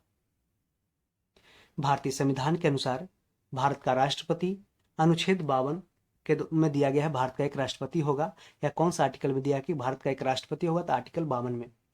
संघ की कार्यपालिका शक्ति राष्ट्रपति में निहित होती है, तो जो यूनियन का एग्जीक्यूटिव पावर होता है किसमें निहित होती है, तो राष्ट्रपति में, और वह इसका प्रयोग इस संविधान के अनुसार स्वयं या अपने अधीनस्थ अधिकारियों के द्वारा करेगा। यह आर्टिकल 53(1) में दिया गया है। संविधान द्वारा केंद्रीय सरकार की कार्यपालिका शक्ति निहित किसमें होती है, तो आपने देखा इसका आंसर राष्ट्रपति हो जाएगा, ऑप्शन बी हो जाएगा। भारत का कार्यपालिका अध्यक्ष यानी एग्जीक्यूटिव हेड कौन होता है, तो इसका आंसर राष्ट्रपति हो जाएगा, आपने पढ़ लिया। अनुच्छेद 53(1) के अनुसार संघ की कार्यपालिका शक्ति राष्ट्रपति में निहित होगी, जिसका प्रयोग वह इस संविधान के अनुसार स्वयं या अपने अधीनस्थ अधिकारियों के द्वारा करेगा। इस प्रकार भारतीय संघ का कार्यपालिका अध्यक्ष यानी कि एग्जीक्यूटिव हेड कौन होगा, तो राष्ट्रपति होता है। भारत के राष्ट्रपति के संदर्भ में निम्नलिखित कथनों पर विचार करना है, और पूछा है कि इसमें कौन सा कथन सही है। तो भारत के संविधान के अनुच्छेद 53 में उल्लेख है कि संघ की कार्यकारी शक्ति राष्ट्रपति में निहित होगी, तो ये सही बात है। राष्ट्रपति अपने पद पर आसीन होने के बाद 5 वर्ष के लिए पद ग्रहण करेंगे। भारत के संविधान के अनुच्छेद 60 में राष्ट्रपति पर महाभियोग की प्रक्रिया के बारे में उल्लेखित है, तो ये स्टेटमेंट तो गलत है, क्योंकि आर्टिकल 61 में दिया गया है महाभियोग। इसका आंसर हो जाएगा, तो इसका आंसर ऑप्शन बी हो जाएगा, केवल 1 और 2 हो जाएगा। आपने देखा कि सही लिखा है, अनुच्छेद 53 में उल्लेखित है कि कि संघ की कार्यकारी शक्ति किसमें निहित होगी? राष्ट्रपति में। और राष्ट्रपति अपने पद पर आसीन होने के बाद 5 वर्षों के लिए पद को ग्रहण करेंगे। यह स्टेटमेंट सही है, जबकि इसका अनुच्छेद 61 हो जाएगा। तो इसलिए 1 2 सही है, बाकी 3 गलत है। यदि राष्ट्रपति और उपराष्ट्रपति का पद खाली हो तो भारत के राष्ट्रपति के पद पर कौन होता है? तो इसका आंसर हो जाए भारत का मुख्य न्यायाधीश यानी कि चीफ जस्टिस ऑफ इंडिया। अनुच्छेद 65 के अनुसार, अनुच्छेद 65 अकॉर्डिंग टू आर्टिकल 65, यदि मृत्यु, त्यागपत्र और अथवा हटाए जाने की स्थिति में राष्ट्रपति का पद खाली होता है तो पद का कार्यभार उपराष्ट्रपति संभालेगा, तथा यदि किन्हीं कारणों से उपराष्ट्रपति भी उपलब्ध नहीं है तो उच्चतम न्यायालय का मुख्य न्यायाधीश या उसके भी न रहने पर उसी न्यायालय का वरिष्ठतम न्यायाधीश यानी कि सीनियर मोस्ट जज है जो सुप्रीम कोर्ट के राष्ट्रपति बनेंगे, जो उस समय उपलब्ध होंगे, राष्ट्रपति के कृत्यों को संपादित करेगा। राष्ट्रपति उत्तराधिकार अधिनियम 1969 यानी कि president's discharge of functional bill 1969 के अनुसार ऐसा होगा। और ये संविधान में नहीं दिया गया है, president's discharge of functional bill 1969 में दिया गया। और इसी ऐसे ही क्वेश्चन है जो यूपीएससी प्रीलिम्स में पूछा जाता है कि संविधान में ऐसा कहा गया, लेकिन नहीं, यह president's discharge of functions bill 1969 में यह प्रोविजन का जिक्र किया गया है। यदि भारत के राष्ट्रपति का पद खाली है और उपराष्ट्रपति तथा भारत के मुख्य न्यायाधीश उपलब्ध नहीं है तो भारत का राष्ट्रपति किसे नियुक्त किया जाएगा? तो इसका आंसर आपने देखा कि यह सुप्रीम कोर्ट के वरिष्ठ न्यायाधीश यानी कि जो सीनियर मोस्ट जज होंगे सुप्रीम कोर्ट के, उनको है जो राष्ट्रपति नियुक्त किया जाएगा। श्रीमती प्रतिभा पाटिल का भारतीय गणतंत्र के राष्ट्रपति के रूप में कौन सा क्रम है? तो इनका स्थान था 12वां। 19 जुलाई 2007 को भारतीय गणतंत्र के 13वें राष्ट्रपति चुनाव संपन्न हुए थे। 25 जुलाई 2007 को प्रतिभा देवी सिंह पाटिल ने व्यक्ति के कर्म अनुसार देश के 12वें राष्ट्रपति के रूप में शपथ ग्रहण किया। 25 जुलाई 2022 से द्रौपदी मुर्मू व्यक्ति के कर्मानुसार देश की 15वीं राष्ट्रपति है। और 14वीं, इसके पहले 14वीं कौन थे? तो ये रामनाथ कोविंद थे। और आपको बता दें कि भारत के पहले महिला राष्ट्रपति के रूप में प्रतिभा देवी सिंह पाटिल राष्ट्रपति बने, और दूसरे अभी वर्तमान में जो राष्ट्रपति हैं द्रौपदी मुर्मू, वो दूसरे महिला राष्ट्रपति हैं। और पहले दलित यानी कि ट्राइबल्स, जो पहले ट्राइबल्स प्रेसिडेंट है कौन? Draupadi Murmu, first tribal women president Draupadi Murmu. 51 number question. हमने 50 क्वेश्चंस कंप्लीट किया है और अभी भी बहुत सारे क्वेश्चंस यहाँ बाकी है, तो इसको हम पार्ट वाइज भी डिस्कशन करेंगे, लेकिन इस पार्ट में हम और भी क्वेश्चन को आगे देखते हैं। और यदि आपने हिस्ट्री, मॉडर्न हिस्ट्री का और एंसेंट हिस्ट्री का वीडियो आप देखना चाहते हैं तो आप जाकर के प्लेलिस्ट में चेकआउट कर सकते हैं। वहाँ पे वर्ल्ड ज्योग्राफी, इंडियन ज्योग्राफी के साथ साथ बिहार स्पेशल कंप्लीट रूप से इस बुक का डिस्कशन किया गया है। Ghatnachakra previous year 2024 updated book है और यह 38वीं से लेकर 69वीं प्रारंभिक परीक्षा के साथ साथ बीपीएससी टीचर, TRE 1.0 और TRE 2.0 एग्जाम में पूछे गए सारे प्रश्नों को यहाँ पे सोल्यूशन एक्सप्लेन करके दिया गया है। तो आप उसे पढ़ लेंगे तो आपको एक सहूलियत होगा एग्जाम को, पैटर्न को समझने में, और बहुत सारे फैक्ट्स भी आपको है जो क्लियर हो जाएंगे। तो आप निश्चित रूप से उसे जाकर जरूर देखें और चैनल पर जब जाएं तो जरूर सब्सक्राइब कर लें और दोस्तों में जरूर शेयर करें। जो भी आपके फैमिली फ्रेंड्स में तैयारी कर रहे हैं बीपीएससी टीचर का या बीपीएससी का या बिहार एसएससी का भी तैयारी कर रहे हैं, तो ऐसे ही क्वेश्चंस बहुत सारे एग्जामों में रिपीट होते रहते हैं, उसको जरूर देखें और ज़रूर अपने दोस्तों में शेयर करें। और कोई भी ग्रुप हो आपके फ्रेंड सर्कल का तो उसमें ज़रूर, टेलीग्राम ग्रुप, उसमें ज़रूर प्लेलिस्ट को शेयर करें। आगे बढ़ते हैं हम। 51 नंबर क्वेश्चन। एक विधेयक यानी कि एक बिल है जो संसद में प्रस्तुत किया जाता है, कौन सी क्रिया के बाद अधिनियम बन जाता है? यानी जब बिल को, पहले बिल होता है, जब लोकसभा और राज्यसभा और उसके बाद राष्ट्रपति का जब मुहर उस पर लग जाता है तब ये बिल है जो एक एक्ट बन जाता है यानी कानून बन जाता है। तो इसका आंसर ऑप्शन बी हो जाएगा, जब राष्ट्रपति अपनी सहमति इस पर दे देता है तो यह बिल है जो एक्ट हो जाता है। पहले आप देखते होंगे कि जो कैब है यानी कॉन्स्टिट्यूशन, ये सिटीजनशिप अमेंडमेंट बिल था, वो अब बन गया है CAA यानी कि सिटीजनशिप अमेंडमेंट एक्ट। तो यही बिल है जो एक्ट बन गया। संविधान के अनुच्छेद 111 में विधेयकों पर राष्ट्रपति की अनुमति से संबंधित उपबंध है। एक विधेयक जो संसद में प्रस्तुत किया जाता है वह अधिनियम तभी बन पाता है जब संसद के दोनों सदनों द्वारा पारित होने के बाद राष्ट्रपति उस पर हस्ताक्षर कर अपनी सहमति दे देता है। 52 नंबर क्वेश्चन, 2022 के भारत के 16वें उपराष्ट्रपति के चुनाव के लिए के निर्वाचक मंडल में कितने सदस्य हैं? तो इसका आंसर ऑप्शन बी 788 हो जाएगा। और यह 2022 में देख सकते हैं 67वीं बीपीएससी प्रारंभिक परीक्षा में पूछा गया क्वेश्चन है कि 2022 के भारत के 16वें उपराष्ट्रपति चुनाव के लिए निर्वाचक मंडल में कितने सदस्य हैं? तो 788। आगे बढ़ते हैं।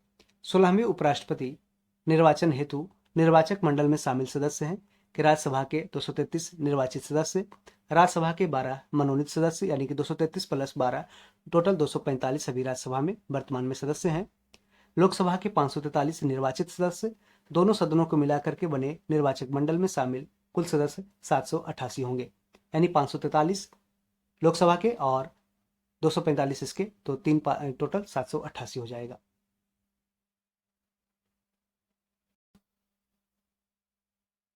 श्री मोहम्मद हामिद अंसारी का भारत के उपराष्ट्रपति के रूप में क्रमांक कौन सा है, नंबर कौन सा है? तो इसका आंसर ऑप्शन सी 12वां हो जाएगा। कौन सा? 12 नंबर। ये उपराष्ट्रपति की बात कर रहा है। श्री मोहम्मद हामिद अंसारी का भारत के उपराष्ट्रपति के रूप में व्यक्ति के क्रम अनुसार क्रमांक था 12। वर्तमान में व्यक्ति क्रम अनुसार 14वें उपराष्ट्रपति हैं। जगदीप धनखड़ कहाँ के हैं? राजस्थान के हैं। राष्ट्रीय सुरक्षा समिति का प्रधान कौन होता है? यानी कि नेशनल सिक्योरिटी कमेटी का जो प्रधान होता है वो प्रधानमंत्री होता है, प्रधानमंत्री, प्राइम मिनिस्टर। राष्ट्रीय सुरक्षा समिति का प्रधान या अध्यक्ष कौन होता है? प्रधानमंत्री। यह समिति राष्ट्रीय सुरक्षा और रणनीतिक हितों के मामले में प्रधानमंत्री कार्यालय को सलाह देने का कार्य करती है। 55 नंबर क्वेश्चन, उच्च न्यायालय में न्यायाधीशों की संख्या निर्धारित करने का अधिकार निम्नलिखित में से किसके पास है? तो इसका आंसर राष्ट्रपति हो जाएगा, ऑप्शन बी। प्रश्नगत विकल्पों में से राष्ट्रपति को उच्च न्यायालय के न्यायाधीशों की संख्या निर्धारित करने का अधिकार प्राप्त है। अनुच्छेद 216 के अनुसार प्रत्येक हाईकोर्ट यानी प्रत्येक उच्च न्यायालय मुख्य न्यायमूर्ति और ऐसे अन्य न्यायाधीशों से मिलकर बनेगा जिन्हें राष्ट्रपति समय समय पर नियुक्त करना आवश्यक समझे। उम्मीद करते हैं समझ रहे होंगे। 56 नंबर क्वेश्चन, भारत सरकार का कौन सा अधिकारी सदस्य न होते हुए भारतीय सदस्य नहीं रहते हुए भी भारतीय संसद की कार्यवाही में भाग लेने का अधिकार रखता है? तो इसका आंसर हो जाएगा अटॉर्नी जनरल। ठीक है, अटॉर्नी जनरल जो भारत का पहला कानूनी अधिकारी होता है, first law officer of India होता है। भारत का महान्यायवादी अनुच्छेद, इसका जिक्र है अनुच्छेद 76 में। यह संसद का सदस्य नहीं होता है, परंतु वह किसी भी सदन में, सदनों की किसी संयुक्त बैठक में भी और संसद के किसी भी समिति में बोल सकता है, भाग ले सकता है, किंतु अपना वोट नहीं दे सकता है क्योंकि उसके सदस्य नहीं रहेगा। यह अनुच्छेद 88 में दिया गया है। महान्यायवादी राष्ट्रपति के प्रसाद पर्यंत अपना पद धारण करता है, अनुच्छेद 76(4) में यह दिया गया है। अतः राष्ट्रपति को उसे पद से हटाने का पूर्ण अधिकार है।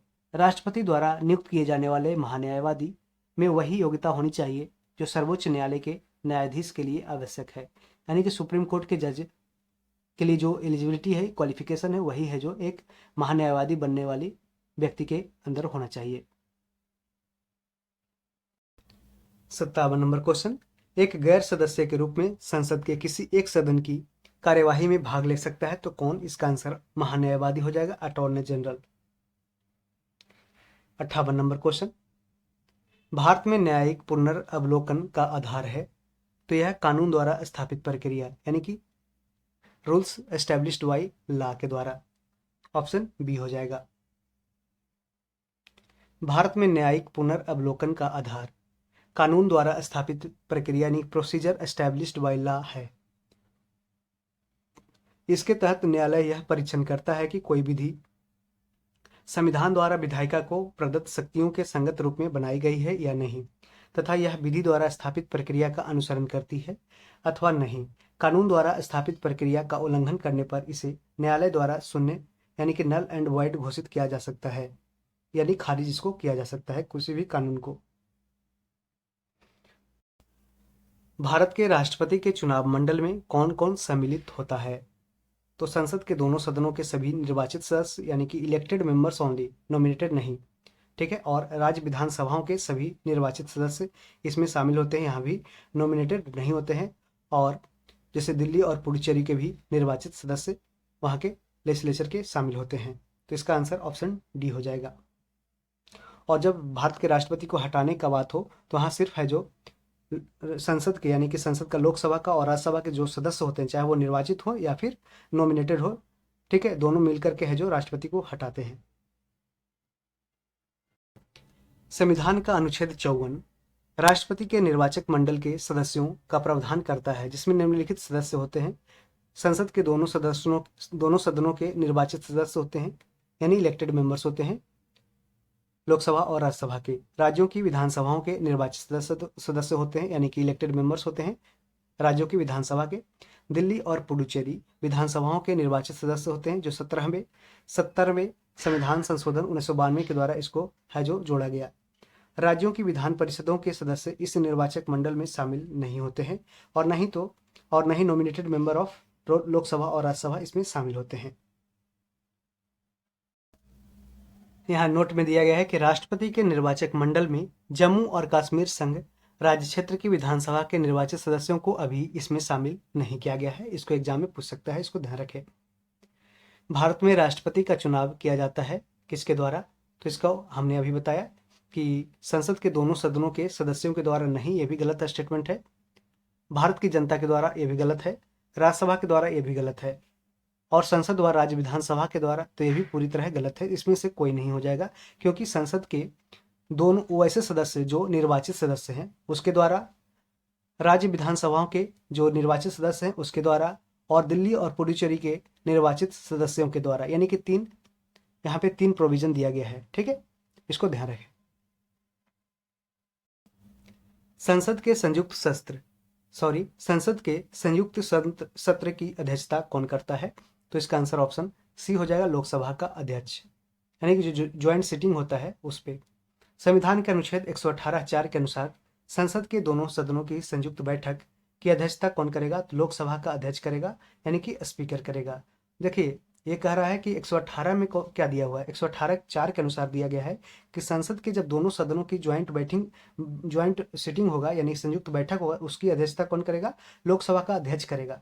लेकिन ये इसको याद रखें, ठीक है। लेकिन 108 में क्या दिया है कि ज्वाइंट सीटिंग का जो प्रोविजन है वो कौन सा आर्टिकल में है? तो 108 में है ज्वाइंट सीटिंग, ठीक है। और ये कहाँ से लिया गया है? तो ऑस्ट्रेलिया के संविधान से लिया गया है। और ये ज्वाइंट सीटिंग बैठता कब है? तो ज्वाइंट सीटिंग ये ऑर्डिनरी बिल पे नहीं बैठ, सॉरी, ज्वाइंट सीटिंग जो बैठता है ये ऑर्डिनरी बिल पे बैठता है, यानी कि कह सकते हैं कि ज्वाइंट सीटिंग जो बैठता है वो ऑर्डिनरी बिल, यानी कि सिंपल मेजोरिटी से पास होने वाले बिल पे बैठता है। और इसकी अध्यक्षता कौन करता है? लोकसभा स्पीकर करता है, ठीक है। और कोई भी अगर संवैधानिक संशोधन बिल रहेगा तो उस पर है जो ज्वाइंट सीटिंग कभी नहीं बैठेगा। और एक ही बार, एक मतलब अब तक लगभग 3 बार ज्वाइंट सीटिंग है जो बैठ चुका है। एक दहेज को रोकने के लिए एक बिल आया था, उसको एक पोस्टमैन वाला बिल आया था, इसको एक बार देख लीजिएगा। 3 बिल आया था, उसमें तीनों पे है जो इस पे ज्वाइंट सेटिंग बैठा था।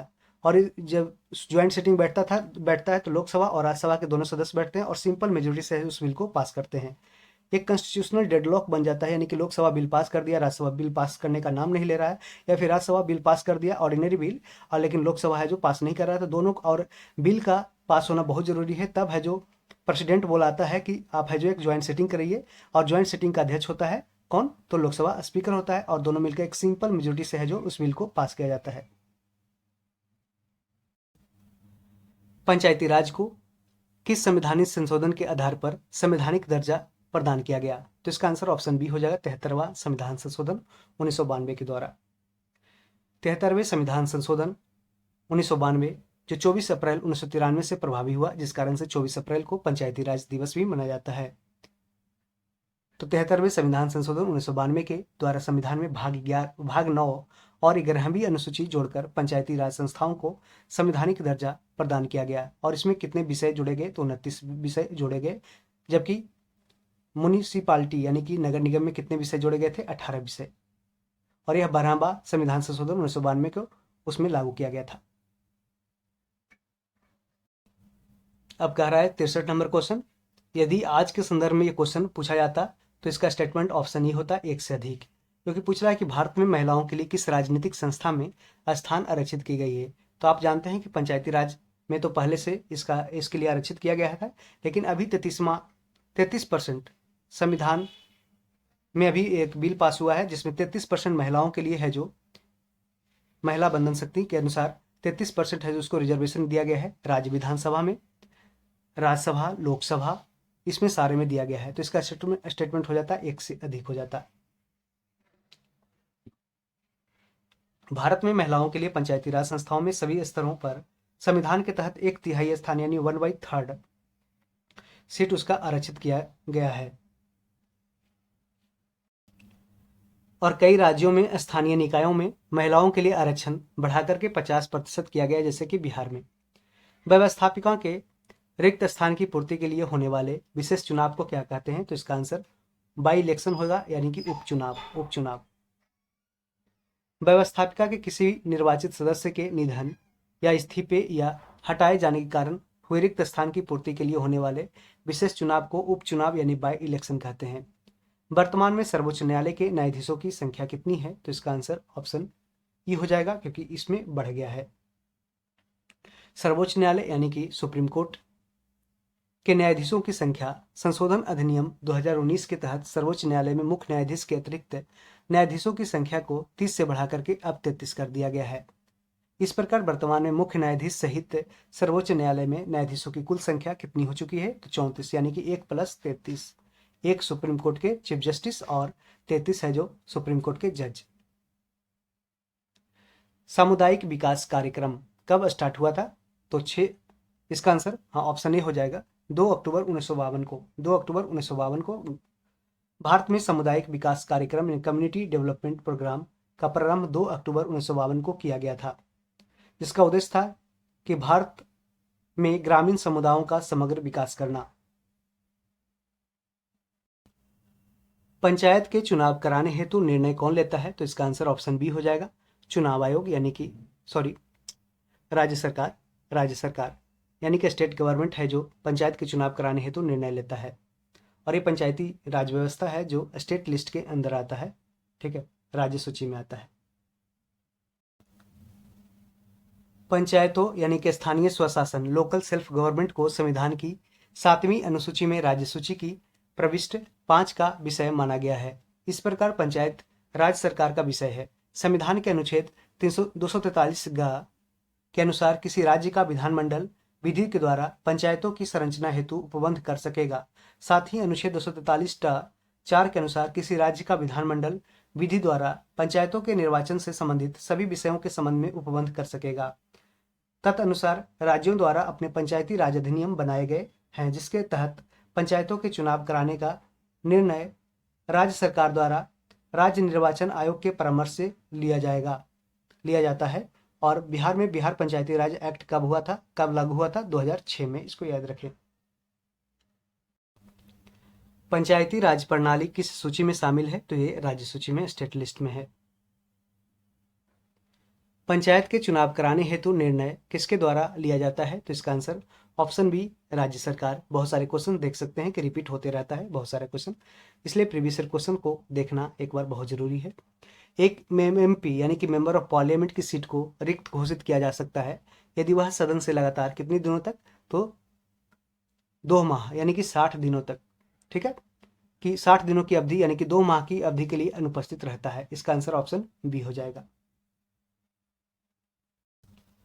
भारतीय संविधान के अनुच्छेद 101(4) के तहत संसद तथा अनुच्छेद 190(4) के तहत राज्य विधानमंडल के किसी सदस्य की सदस्यता तब समाप्त समझी जाती है तो वह 60 दिन की अवधि तक सदन की अनुज्ञा के बिना उसके सभी अधिवेशनों से अनुपस्थित रहता है, परंतु इस अवधि में सदन के 17 अवसान या निरंतर 4 से अधिक दिनों के लिए स्थगित समय को इसमें जोड़ा नहीं जाता है।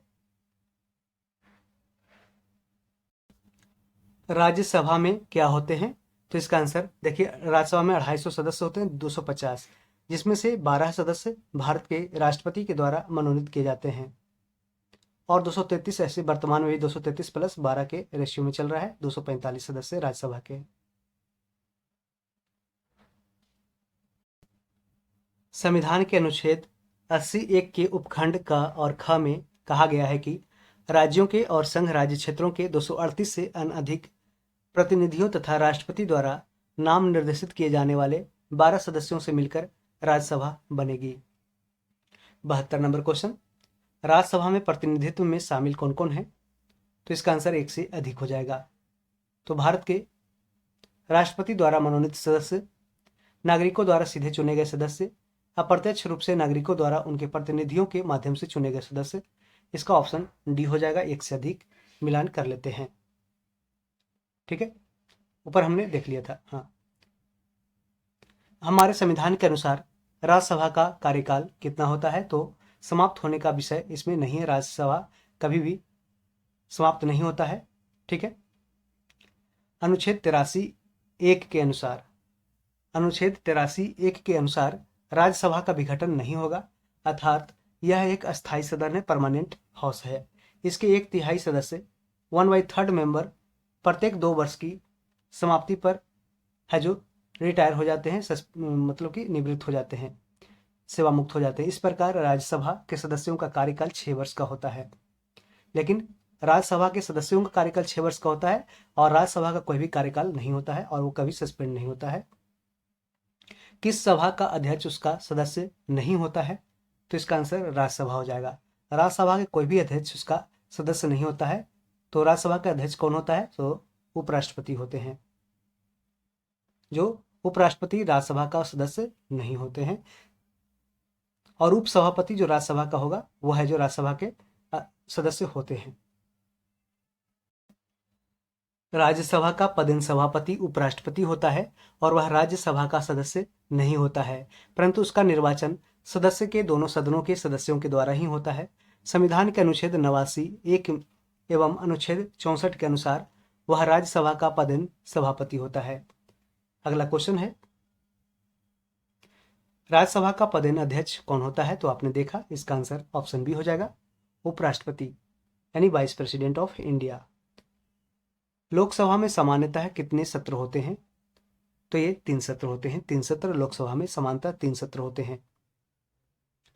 भारत के संविधान के अनुच्छेद 85 आर्टिकल 85 में संसद के सत्र, सत्रावसान और विघटन का प्रावधान दिया गया है। इसके अंतर्गत राष्ट्रपति को संसद के प्रत्येक सदन का समय समय पर सत्र बुलाने की शक्ति दी गई है, परंतु राष्ट्रपति द्वारा संसद का सत्र इस प्रकार बुलाया जाना चाहिए कि एक सत्र की अंतिम बैठक और आगामी सत्र की प्रथम बैठक के मध्य 6 माह से अधिक का अंतर न होना चाहिए।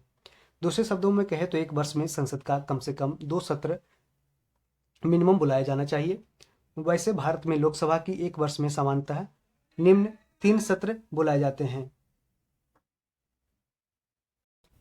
और वह है बजट सत्र जो फरवरी से लेकर के मई में चलता है, बजट सत्र।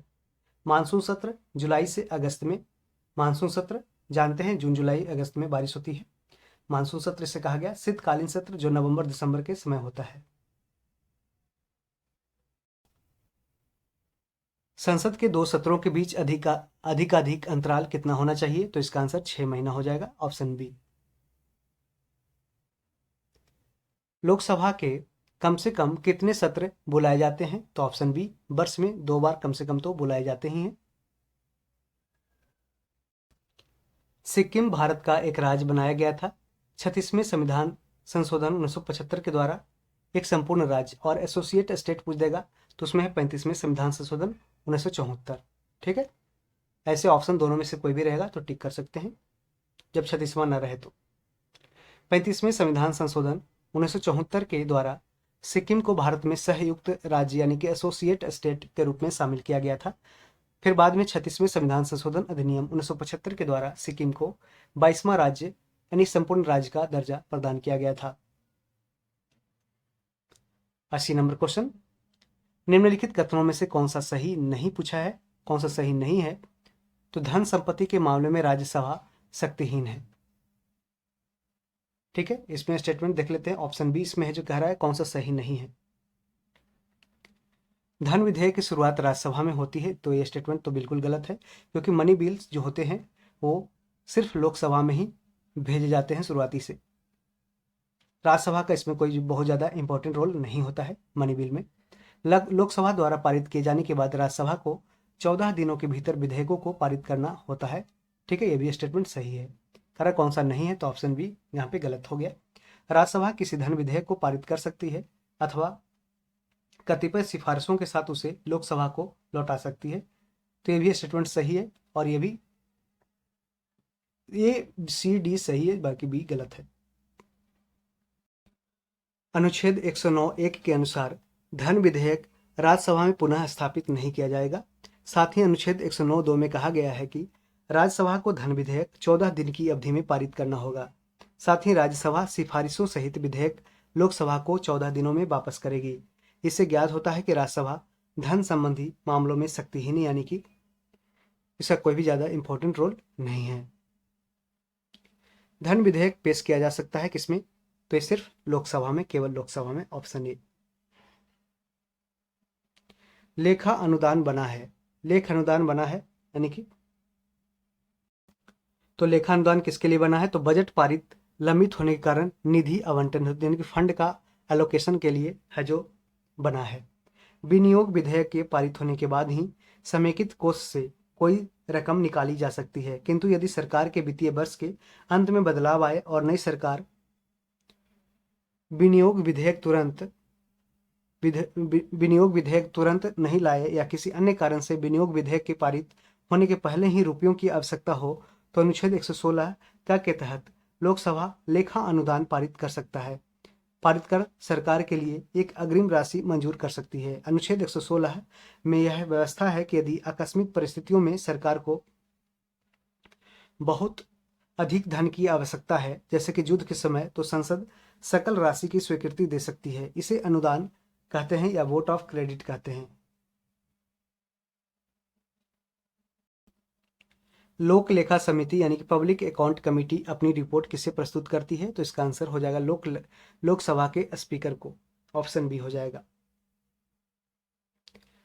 लोक लेखा समिति यानी पब्लिक अकाउंट कमेटी द्वारा अपनी रिपोर्ट लोकसभा के स्पीकर को प्रस्तुत की जाती है। लोक लेखा समिति लोक व्यय यानी कि पब्लिक एक्सपेंडिचर पर नियंत्रण रखने वाली एक संसदीय समिति है, पार्लियामेंट्री कमेटी है। इनमें लोकसभा के 15 और राज्यसभा के कितने, तो 7 सदस्य, यानी टोटल 22 सदस्य इसमें शामिल होते हैं पब्लिक अकाउंट कमेटी में। कई बार एग्जाम में क्वेश्चन पूछा गया है।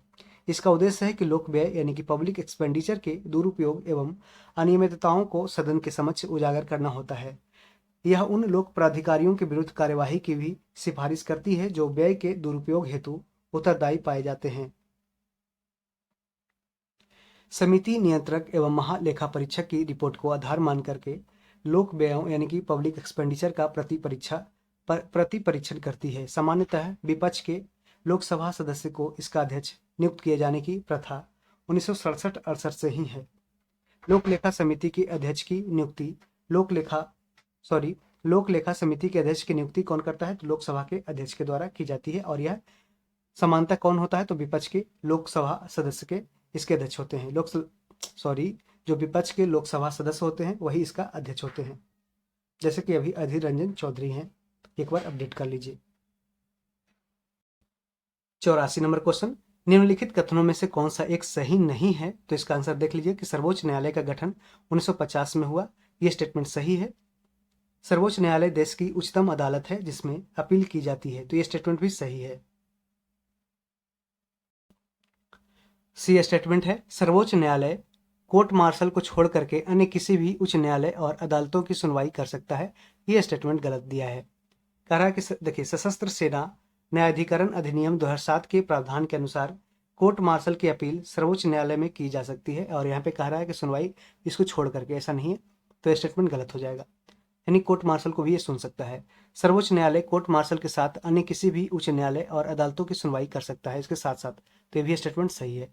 तो ऑप्शन सिर्फ सी है जो गलत है। सर्वोच्च न्यायालय एक क्या है, तो एक संघीय न्यायालय है, सही बात है। मानव अधिकारों का संरक्षक है, यानी कि गार्जियन ऑफ ह्यूमन राइट्स है। संविधान का अंतिम विवेचक है। और तो ये स्टेटमेंट यहीं से आपको क्लियर हो गया कि एक से अधिक इसका आंसर हो जाएगा। भारत का सर्वोच्च न्यायालय एक संघीय न्यायालय है, यानी कि एक फेडरल कोर्ट है। यह मानवाधिकारों का संरक्षक, संविधान का अंतिम विवेचक भी है, यानी कि final interpreter of Indian constitution और गार्जियन ऑफ इंडियन कॉन्स्टिट्यूशन भी कहा जाता है सुप्रीम कोर्ट को। राज्य सरकार का कार्यकारी अध्यक्ष या संवैधानिक प्रमुख कौन होता है? तो इसका आंसर ऑप्शन बी राज्यपाल हो जाएगा। जिस तरीके से देश का कार्यकारी अध्यक्ष कौन होता है? तो ऊपर उपराष्ट्रपति और नीचे राज्यपाल। संविधान के अनुच्छेद 154(1) के अनुसार राज्य की कार्यपालिका शक्ति या राज्यपाल में निहित होती है, जिसका प्रयोग वह इस संविधान के अनुसार स्वयं या अपने अधीनस्थ अधिकारियों के द्वारा करेगा। एक उच्च न्यायालय का न्यायाधीश अपना त्याग पत्र संबोधित करता है किसको? तो ये जानते हैं, ऑप्शन इसका ए हो जाएगा, राष्ट्रपति को। ठीक है। उच्च न्यायालय यानी हाई कोर्ट का न्यायाधीश अपने पद की शपथ लेने के बाद 62 वर्ष की आयु तक अपने पद पर कार्यरत रहता है। इससे पहले वह राष्ट्रपति को संबोधित अपने हस्ताक्षर युक्त पत्र द्वारा अपना पद त्याग कर सकता है। 217(1) का साथ ही उसे सिद्ध कदाचार या असमर्थता के आधार पर संसद के दोनों सदनों द्वारा अलग अलग अपने कुल बहुमत से जो उपस्थित और मतदान करने वाले सदस्यों को 2/3 द्वारा पारित प्रस्ताव से राष्ट्रपति द्वारा पदमुक्त किया जा सकता है। यानी 2/3 मेजोरिटी के द्वारा संसद के द्वारा बिल पास करके है जो हाईकोर्ट के या फिर सुप्रीम कोर्ट के जज को हटाया जा सकता है। भारत में चलित न्यायालय यानी कि मोबाइल कोर्ट किसका मानस पुत्र है? तो इसका answer doctor APJ Abdul Kalam हो जाएगा। 4 अगस्त 2007 को हरियाणा के नूह जिले में स्थित पुन्हाना में देश की पहली मोबाइल यानी कि मोबाइल चलित अदालत मोबाइल कोर्ट का उद्घाटन किया गया। इसका शुभारंभ भारत के तत्कालीन मुख्य न्यायाधीश KG बालकृष्णन ने किया था। इसका उद्देश्य था सुदूर और पिछड़े इलाकों तक न्यायिक व्यवस्था का लाभ पहुंचाना। इस प्रकार के न्यायालयों की परिकल्पना सर्वप्रथम भूतपूर्व राष्ट्रपति डॉक्टर APJ अब्दुल कलाम ने की थी। किस अनुच्छेद के अनुसार भारत के राष्ट्रपति द्वारा राष्ट्रीय आपातकाल की घोषणा की जा सकती है, यानी कि नेशनल इमरजेंसी को डिक्लेयर किया जा सकता है? तो ऑप्शन है 352, आर्टिकल 352 के द्वारा। और ये आपातकाल का जिक्र कहाँ किया गया है? तो भाग 18 में। इसको याद रखें। अनुच्छेद 352 में यदि राष्ट्रपति को इस बात का समाधान हो जाए कि अनुच्छेद 352 यदि राष्ट्रपति को इस बात का समाधान हो जाए कि गंभीर आपात स्थिति विद्यमान है या होने के निकट है, जिससे युद्ध, बाह्य आक्रमण या सशस्त्र विद्रोह से भारत या उसके किसी भाग में संकट पैदा हो सकता है, तो इस अनुच्छेद का प्रयोग राष्ट्रपति कर सकते हैं। मूल संविधान के अनुच्छेद 352 के आंतरिक अशांति यानी कि इंटरनल जो आंतरिक अशांति है, यानी कि जो समझ सकते हैं आंतरिक अशांति यानी कि युद्ध घरेलू रूप से है जो युद्ध हो रहा है, आंतरिक अशांति के स्थान पर 44वें संविधान संशोधन 1978 से सशस्त्र विद्रोह यानी कि आर्म्ड रिवोल्ट प्रतिस्थापित किया गया है। उसको पहले है जो आंतरिक अशांति था उसको स्थान पे 44वें संविधान में इसको चेंज किया गया और उसके जगह पे सशस्त्र विद्रोह शब्द को है जो चेंज किया गया। अनुच्छेद 355 में कहा गया है कि संघ का यह कर्तव्य है अनुच्छेद 355 में कहा कि संघ का यह कर्तव्य है कि बाह्य आक्रमण और आंतरिक अशांति से प्रत्येक राज्य की रक्षा करे। यह 355 आर्टिकल में दिया गया है, पूछ सकता है क्वेश्चन।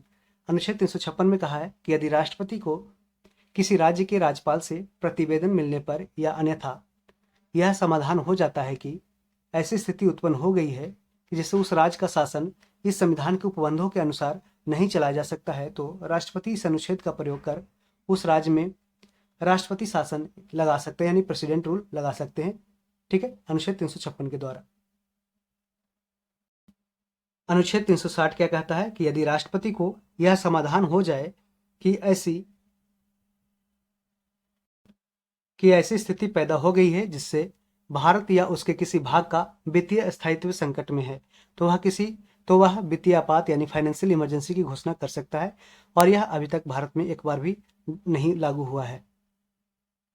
अगला क्वेश्चन है कि राष्ट्रपति राष्ट्रीय आपातकाल की घोषणा कर सकता है तो उसमें ऊपर वर्णित सभी कारणों के आधार पर, जैसे कि हथियारबंद विद्रोह के आधार पर, आर्म्ड रिवोल्ट के स्थान पे आधार पे, बाह्य आक्रमण के आधार पे और युद्ध के आधार पे, यानी कि तीनों यहाँ इसमें शामिल है। केंद्रीय और राज्य की व्यवस्थापिकों के लिए मतदान की न्यूनतम उम्र की सीमा 21 वर्ष से घटा करके 18 वर्ष की गई। तो इसका आंसर ऑप्शन सी हो जाएगा। 61वें संशोधन 1989 के द्वारा, यानी कि 61वें संविधान संशोधन 1989 के द्वारा केंद्र और राज्य की व्यवस्थापकों के लिए मतदान की न्यूनतम उम्र की सीमा 21 वर्ष से घटा करके अब कितनी कर देगी? 18 वर्ष कर दी गई है।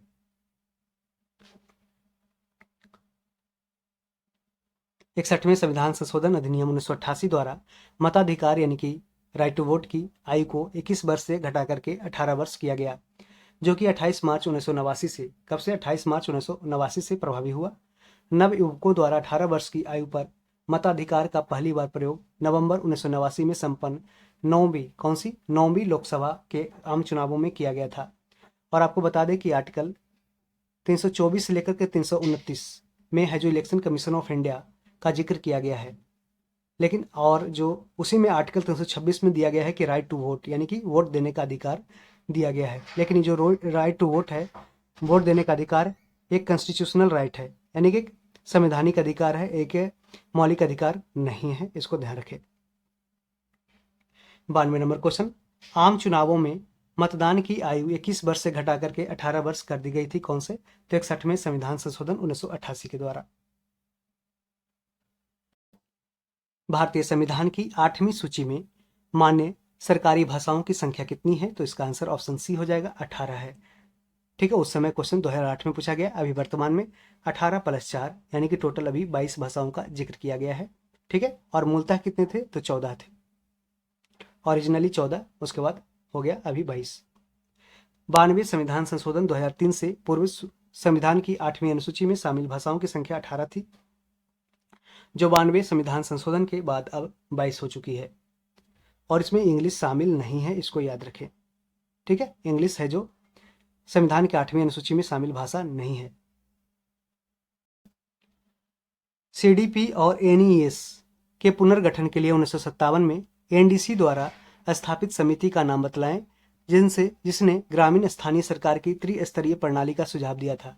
तो इसका आंसर ऑप्शन ए हो जाएगा, बलवंत राय मेहता समिति, ऑप्शन ए। वर्ष 1952 में प्रारंभ किया गया सामुदायिक विकास कार्यक्रम यानी कम्युनिटी डेवलपमेंट प्रोग्राम, और वर्ष 1953 में प्रारंभ हुआ राष्ट्रीय विस्तार योजना यानी कि नेशनल एक्सटेंशन स्कीम। इसके पुनर्गठन के लिए राष्ट्रीय विकास परिषद यानी नेशनल डेवलपमेंट काउंसिल द्वारा बलवंत राय मेहता की अध्यक्षता में समिति का गठन वर्ष 1957 में किया गया था। इस समिति ने ग्रामीण क्षेत्रों में त्रिस्तरीय यानी कि जिला स्तर पे, ब्लॉक स्तर पे और ग्राम स्तर पे पंचायत प्रणाली यानी कि डिसेंट्रलाइजेशन सिस्टम में विकेंद्रीय प्रणाली की अनुशंसा की थी, रिकमेंडेशन किया था। भारत में पंचायती राज की अनुशंसा के लिए बनी समिति के अध्यक्ष थे, ऑप्शन ए, बलवंत राय मेहता। विकेंद्रीकरण प्रणाली की सिफारिश किसने किया था? तो इसका आंसर ऑप्शन सी हो जाएगा, बलवंत राय मेहता। अगला क्वेश्चन है, जिस समिति की सिफारिश पर भारत में पंचायती राज की स्थापना की गई उसका अध्यक्ष कौन था? तो इसका आंसर, एक ही आंसर कई बार रिपीट हुआ है क्वेश्चन, बलवंत राय मेहता। 98 नंबर क्वेश्चन, निम्नलिखित विशेषताओं में से केंद्रीय शासन व्यवस्था के लिए कौन सा सही नहीं है? तो देखिए, त्वरित निर्णय सही है, लचीलापन भी सही है, बड़े देशों के लिए आदर्श, यह है जो गलत स्टेटमेंट है। कानून की एकरूपता, यह भी सही है, तो इसका आंसर ऑप्शन सी है जो गलत था। देख लेते हैं आगे एक्सप्लेनेशन। कराए केंद्रीय शासन व्यवस्था में सर्वोच्च सत्ता केंद्रीय प्राधिकार और उसकी विभिन्न अनुषंगी इकाइयों के बीच बढ़ जाती है।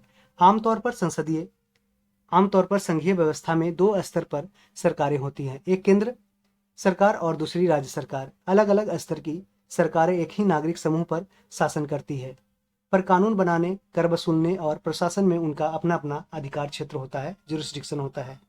अतः केंद्रीय शासन व्यवस्था में त्वरित निर्णय, लचीलापन और कानून की एकरूपता का परिचायक है, परंतु यह छोटे देशों के लिए आदर्श व्यवस्था होती है, न कि बड़े देशों के लिए। तो छोटे देशों के लिए यह सब आदर्श व्यवस्था है। 99 नंबर क्वेश्चन, अशोक मेहता समिति ने निम्नलिखित की सिफारिश किया। तो इसका आंसर पंचायती राज की द्विस्तरीय सरकार यानी कि 2 स्तरीय सरकार की है जो रिकमेंडेशन दिया, कौन? अशोक मेहता ने, जबकि बलवंत राय मेहता ने त्रिस्तरीय किया था। वर्ष 1977 में गठित अशोक मेहता समिति। 1957 में बलवंत राय मेहता का गठन हुआ और 1977 में गठित अशोक मेहता समिति ने अगस्त 1978 में अपनी रिपोर्ट प्रस्तुत किया, जिसमें पंचायती राज के लिए त्रिस्तरीय प्रतिमान के स्थान पर द्विस्तरीय प्रतिमान की संस्तुति किया था। इसमें जनपद स्तर पर जिला परिषद और 15,000 से 20,000 जनसंख्या जो गांवों के समूह पर मंडल पंचायत के गठन का सुझाव दिया था। तो ये कौन? अशोक मेहता कमेटी। ब्लॉक स्तर पर पंचायत समिति क्या है? तो यह एक प्रशासनिक प्राधिकरण है, एडमिनिस्ट्रेटिव अथॉरिटी है। ब्लॉक स्तर पर पंचायत समिति एक प्रशासनिक प्राधिकरण या प्रशासनिक प्राधिकारी है जो ग्राम पंचायत और जिला पंचायत के बीच समन्वय और पर्यवेक्षक के रूप में यानी कोऑर्डिनेटर और के रूप में कार्य करता है। यह ग्राम पंचायत और जिला प्रशासन के बीच में संपर्क स्थापित करती है। क्षेत्र पंचायत में निर्वाचित सदस्यों द्वारा अपने में से एक प्रमुख, एक ज्येष्ठ उप प्रमुख और एक कनिष्ठ उप प्रमुख चुने जाएंगे।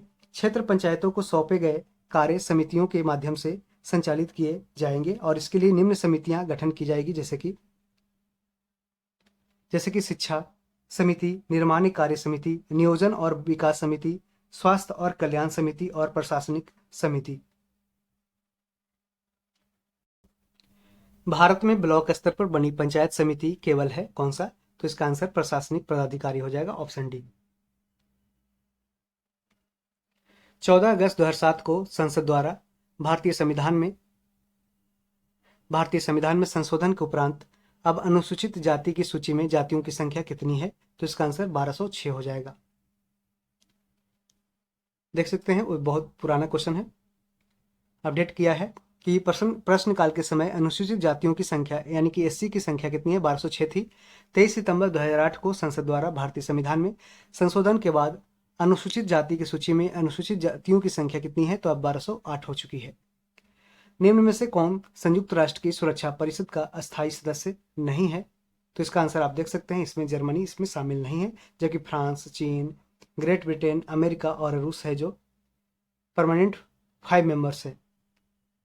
संयुक्त राष्ट्र सुरक्षा परिषद में कुल 15 सदस्य होते हैं, जिसमें से 5 अस्थायी सदस्य हैं संयुक्त राज्य अमेरिका, यूनाइटेड किंगडम, रूस, फ्रांस और चीन। शेष 10 अस्थायी सदस्य 2 वर्ष के लिए, कितने वर्षों के लिए? 2 वर्ष के लिए कार्यकाल के लिए संयुक्त राष्ट्र महासभा द्वारा चुने जाते हैं। एमनेस्टी इंटरनेशनल एक संगठन है जो किससे जुड़ा हुआ है? 104 नंबर क्वेश्चन।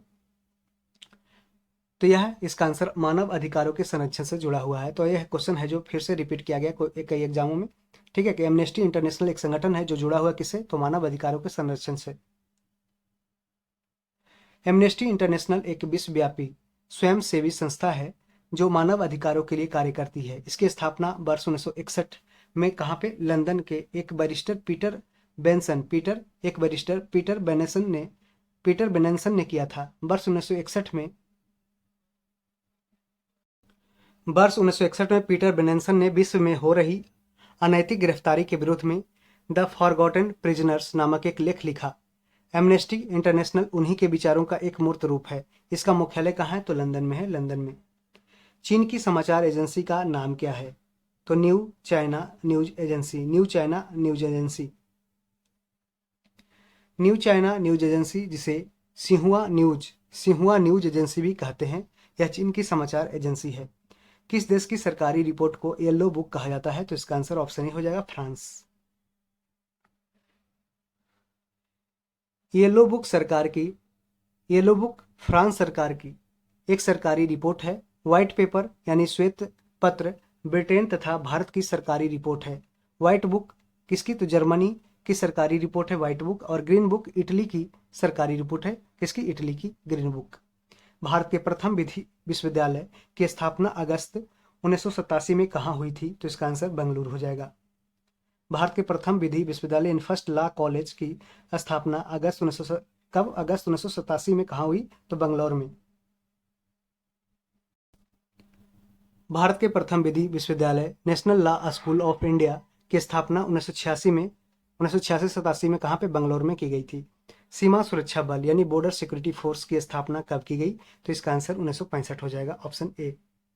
सीमा सुरक्षा बल इन बॉर्डर सिक्योरिटी फोर्स का गठन दिसंबर 1965 में किया गया।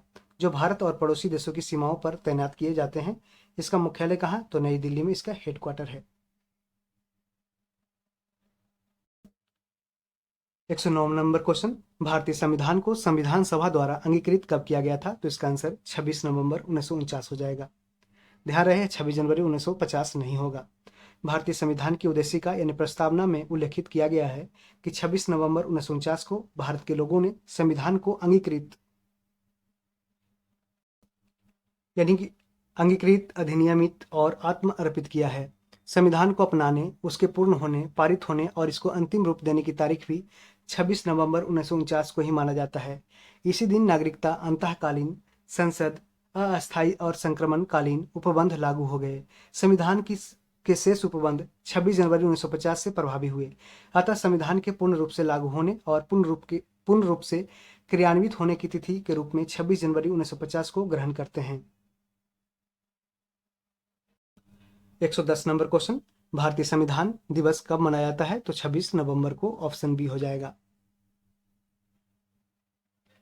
111 नंबर क्वेश्चन, भारतीय संविधान को कब अपनाया गया था?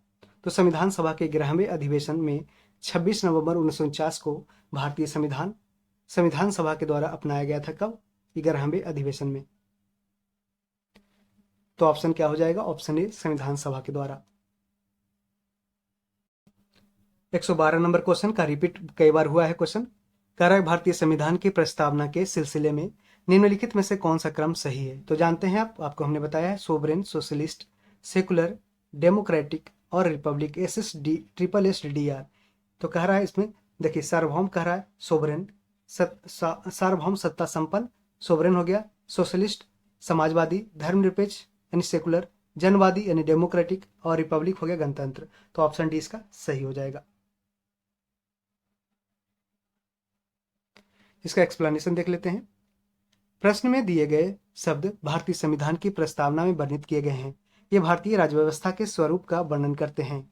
इनमें से समाजवादी और धर्मनिरपेक्ष शब्द मूल संविधान में नहीं था। ठीक है, इन्हें 42वें संविधान 1976 के द्वारा जोड़ा गया। जोड़े जाने के बाद संविधान में इन शब्दों का निर्धारित क्रम है सार्वभौम सत्ता संपन्न, समाजवादी, पंथ निरपेक्ष यानी कि सेकुलर, जनवादी, गणतंत्र। ध्यान रखने योग्य तथ्य है कि संविधान में उल्लेखित शब्द ये हैं: संपूर्ण प्रभुत्व संपन्न, समाजवादी, पंथ निरपेक्ष, लोकतंत्रात्मक और गणराज्य। ठीक है, SSSDR इसको याद रखें, sovereign, socialist, secular, democratic, Republic. 113 number question, भारतीय संविधान की प्रस्तावना में भारत को किस रूप में घोषित किया गया है? तो इसका आंसर ऑप्शन सी हो जाएगा, एक सार्वभौम, समाजवादी, धर्मनिरपेक्ष, प्रजातांत्रिक और गणतंत्र के रूप में, यानी SSSDR। और ये देखिए क्वेश्चन रिपीट किया है, आपके सामने सारा प्रूफ है कि क्वेश्चन है जो रिपीट होता है, तो इसको पहले क्लियर रखें। ठीक है, 150 क्वेश्चन में आपको है जो 20 क्वेश्चन भी रिपीट हो गया तो बहुत अच्छा एक इन्फॉर्मेशन मिल जाएगा। भारत में लौकिक सार्वभौमिकता है क्योंकि संविधान की प्रस्तावना आरंभ होती है किससे? तो ऑप्शन डी से, यानी कि हम भारत के लोग शब्दों से। आप जानते हैं कि ये जो भाषा है कहाँ से लिया गया है? हम भारत के लोग, जैसे कि be the people of India, ये लिया गया है अमेरिका के संविधान से। भारतीय संविधान की प्रस्तावना हम भारत के लोग शब्दों से शुरू होती है। अतः भारत में लौकिक सार्वभौमिकता है। इसका अर्थ है कि जनता सर्वशक्तिमान है और किसी बाह्य सत्ता के अधीन नहीं है। 115 नंबर क्वेश्चन, भारत में प्रजातंत्र इस तथ्य पर आधारित है कि जनता को सरकारों को चुनने और बदलने का अधिकार प्राप्त है। तो 115 का ऑप्शन सी हो जाएगा। प्रजातंत्र का आशय यानी कि डेमोक्रेसी का आशय है कि जनता के लिए, जनता की सरकार, अर्थात लोगों को सरकार चुनने और बदलने का अधिकार होता है। भारत में भी प्रजातंत्र का यही आशय होता है। तो फ्रेंड्स, इस तरीके से हमने 1 से लेकर के 115 क्वेश्चंस पहले पार्ट में हमने डिस्कशन किया है। उम्मीद करते हैं कि यह वीडियो आपको काफ़ी फायदेमंद साबित हुआ होगा और बहुत सारे इन्फॉर्मेशन आपको एक जगह मिल गया होगा। पॉलिटी का लगभग सेक्शन आपको कंप्लीट नज़र आ रहा होगा और भी 300 के आसपास क्वेश्चन है जिसको हम 2 पार्ट या 3 पार्ट में कवर करेंगे। पहले पार्ट में हमने 115 कर लिया है, तो नेक्स्ट पार्ट आपको जल्द ही अपलोड किया जाएगा। तो उस वीडियो को जल्द से जल्द देखने के लिए बेल आइकन को दबा लें और चैनल को सब्सक्राइब कर लें ताकि आपके पास वो वीडियो का जो आने वाला वीडियो है उसका नोटिफिकेशन मिल जाए। और यदि आपने घटना चक्र का प्लेलिस्ट नहीं देखा है तो आप जाकर के हिस्ट्री का और ज्योग्राफी का और बिहार स्पेशल का वीडियो है जो कंप्लीट रूप से देख सकते हैं। पूरे बुक को इस चैनल पे कवर किया जाएगा। ठीक है, तो मेरे साथ बने रहें और चैनल को सब्सक्राइब जरूर कर लें, दोस्तों में जरूर शेयर कर दें, अपने फ्रेंड्स फैमिली में जरूर शेयर करें जो भी एग्जाम की तैयारी कर रहे हैं, बीपीएससी या बीपीएससी टीचर या बिहार एसएससी का या दरोगा का। बहुत सारे क्वेश्चन देखते हैं कि बहुत सारे एग्जामों में यहाँ से रिपीट किए जाते हैं, तो प्रीवियस ईयर क्वेश्चन आपको देखना बहुत जरूरी है, उसका एक्सप्लेनेशन पार्ट बहुत ही इंपॉर्टेंट है। तो thank you, all the best video देखने के लिए।